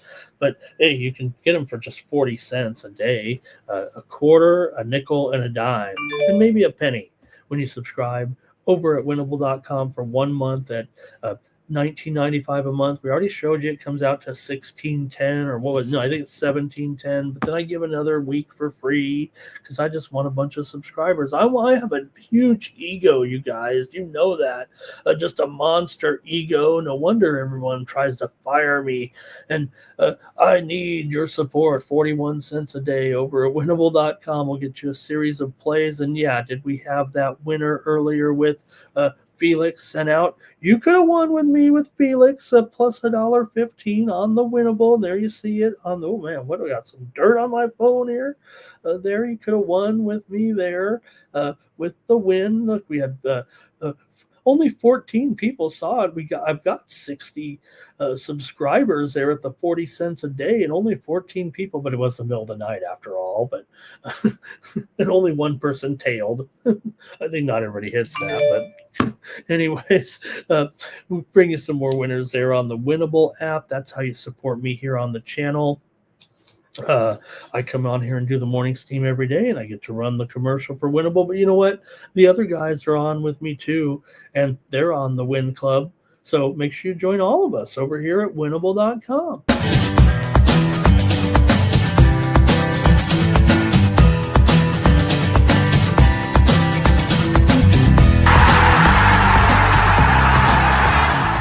Hey, it's Mikey Money here, letting you know the Sports Money team is live on Winnable. Come check out our best bets. For a low monthly cost, you get the very best bets delivered instantly to your phone by text the moment they're locked in. No delays, no missed lines, just the smartest plays at the best odds. We do the work, you get the plays, and they're sent right to your phone right when we drop them. Don't wait, don't guess, don't miss the line. Join the winning team today and start cashing tickets with Winnable. Thank you, Mike, and thank you to all the supporters. Like I said, I'm so proud to have 60 people signed up for those subscriptions at 40 cents a day. Look how rich I'm getting. I don't mean to make it seem like, hey, it keeps me fed, keeps me coming back here every day. If you're not supporting me, then what are you doing? Come on, help Ramon keep this show going. Otherwise, I mean, who knows? If my ratings keep going down, Mikey might have me off the air. And so you better subscribe over at winnable.com. And also don't forget, we got Mikey's picks over there. We got Jeff's picks over there, and Sean as well. Join Sean tonight for the betting throwdown here on Wednesday nights. We've got to get more shows here on the channel, it feels like to me. But all right, that's going to do it here for the morning steam. We're back tomorrow, 9 a.m. Eastern, 6 Pacific for more morning steam. And for the Sports Money the drawing, you guys. Don't let me forget. We got to do the drawing here. What's going on? I mean, how could we forget that? Someone's going to win free picks from me here right now. Here we go. Sorry, gang. 35 commenters today. Here we go. We're rolling them all in there. Sports Money, Markel, Terrell, Andrew, Dylon, Jimmy, and Nine Legacy. And the winner is Arthur Mead Jr. You've done... If Arthur Mead Jr., I don't know if he is signed up, but man, he always donates. If Arthur Mead, when you go sign up, Arthur Mead, if you're not already, I'll give you an extra month. I'll give you an extra 2 months. And if you're not signed up with the promo code WINNER, go to Winnable, put winner in there. It's going to come up free. I'm going to put 2 months on for Arthur because he has been so generous to us on the Sports Money Network supporting the channel. Arthur, thank you very, very much. If you don't want them, you can pass it along to someone. Just send me a text or a message if someone else wants the picks, or let me know who it is. But Arthur, if you're out there, if you do subscribe, or if you're not subscribed already, I'll give you 2 months here. Hopefully we don't bury us, but you've been so great to us. Thank you so much, Arthur Mead Jr., supporter extraordinaire of the Sports Money Network. All right. There's a steam play to get us out of here, and it's in the NBA. Isn't that a nice little touch here to end the show? I can't wait to see what it is. The Phoenix Suns are getting steamed right now to end the show here in their matchup tonight with the Dallas Mavericks. How about that? Dallas had moved to a 1.5-point favorite as we were probably, when I gave it out. So, the steam's going against me here. The steam is on the Suns. Does this make them the favorite, guys? You guys have probably seen it before I am. Yep, Phoenix is up to a 1.5-point favorite here at Circa. So maybe I'll get out of here and bet it now and get 1.5 points because I'm committed to Dallas here tonight. But it doesn't surprise me here maybe that Phoenix is taking the action tonight with that steam. Thank you, everybody, for joining us. And thank you, Arthur. So, Arthur, like I said, please go to, let me show you right here. Thank you, Arthur. You're going to go to winnable.com, and you can do it on your phone, or you can do it on a computer. You're going to go to it. It'll look just like this on the phone, okay, at winnable.com. Make sure you put /Ramon in there. Let me see if it says it right, actually, when we do that. Winnable.com /Ramon here. Oh, boy. I don't know if I got it quite right. But winnable.com /Ramon. I'm just going to show it to you in this format anyway.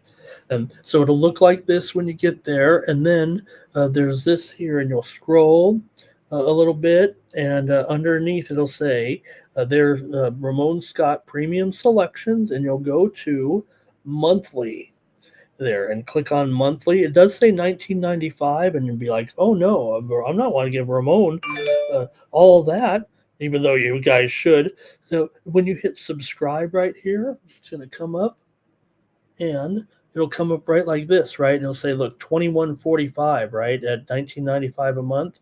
If you put in the promo code STEAM for the rest of you, it'll take it down to $17, and I'll give you an extra week. But where it says apply promo right here, just type in the code WINNER. I'm going to do it right now, WINNER, just like this, okay? And then I'm going to hit apply, and then it comes to zero because you've used that promo code, and then you hit pay. It does feel like, oh my gosh, it's Apple Pay, Google Pay, and it's all powered by Stripe. This isn't some third party. This is what major companies are using. Winnable is a pretty big platform.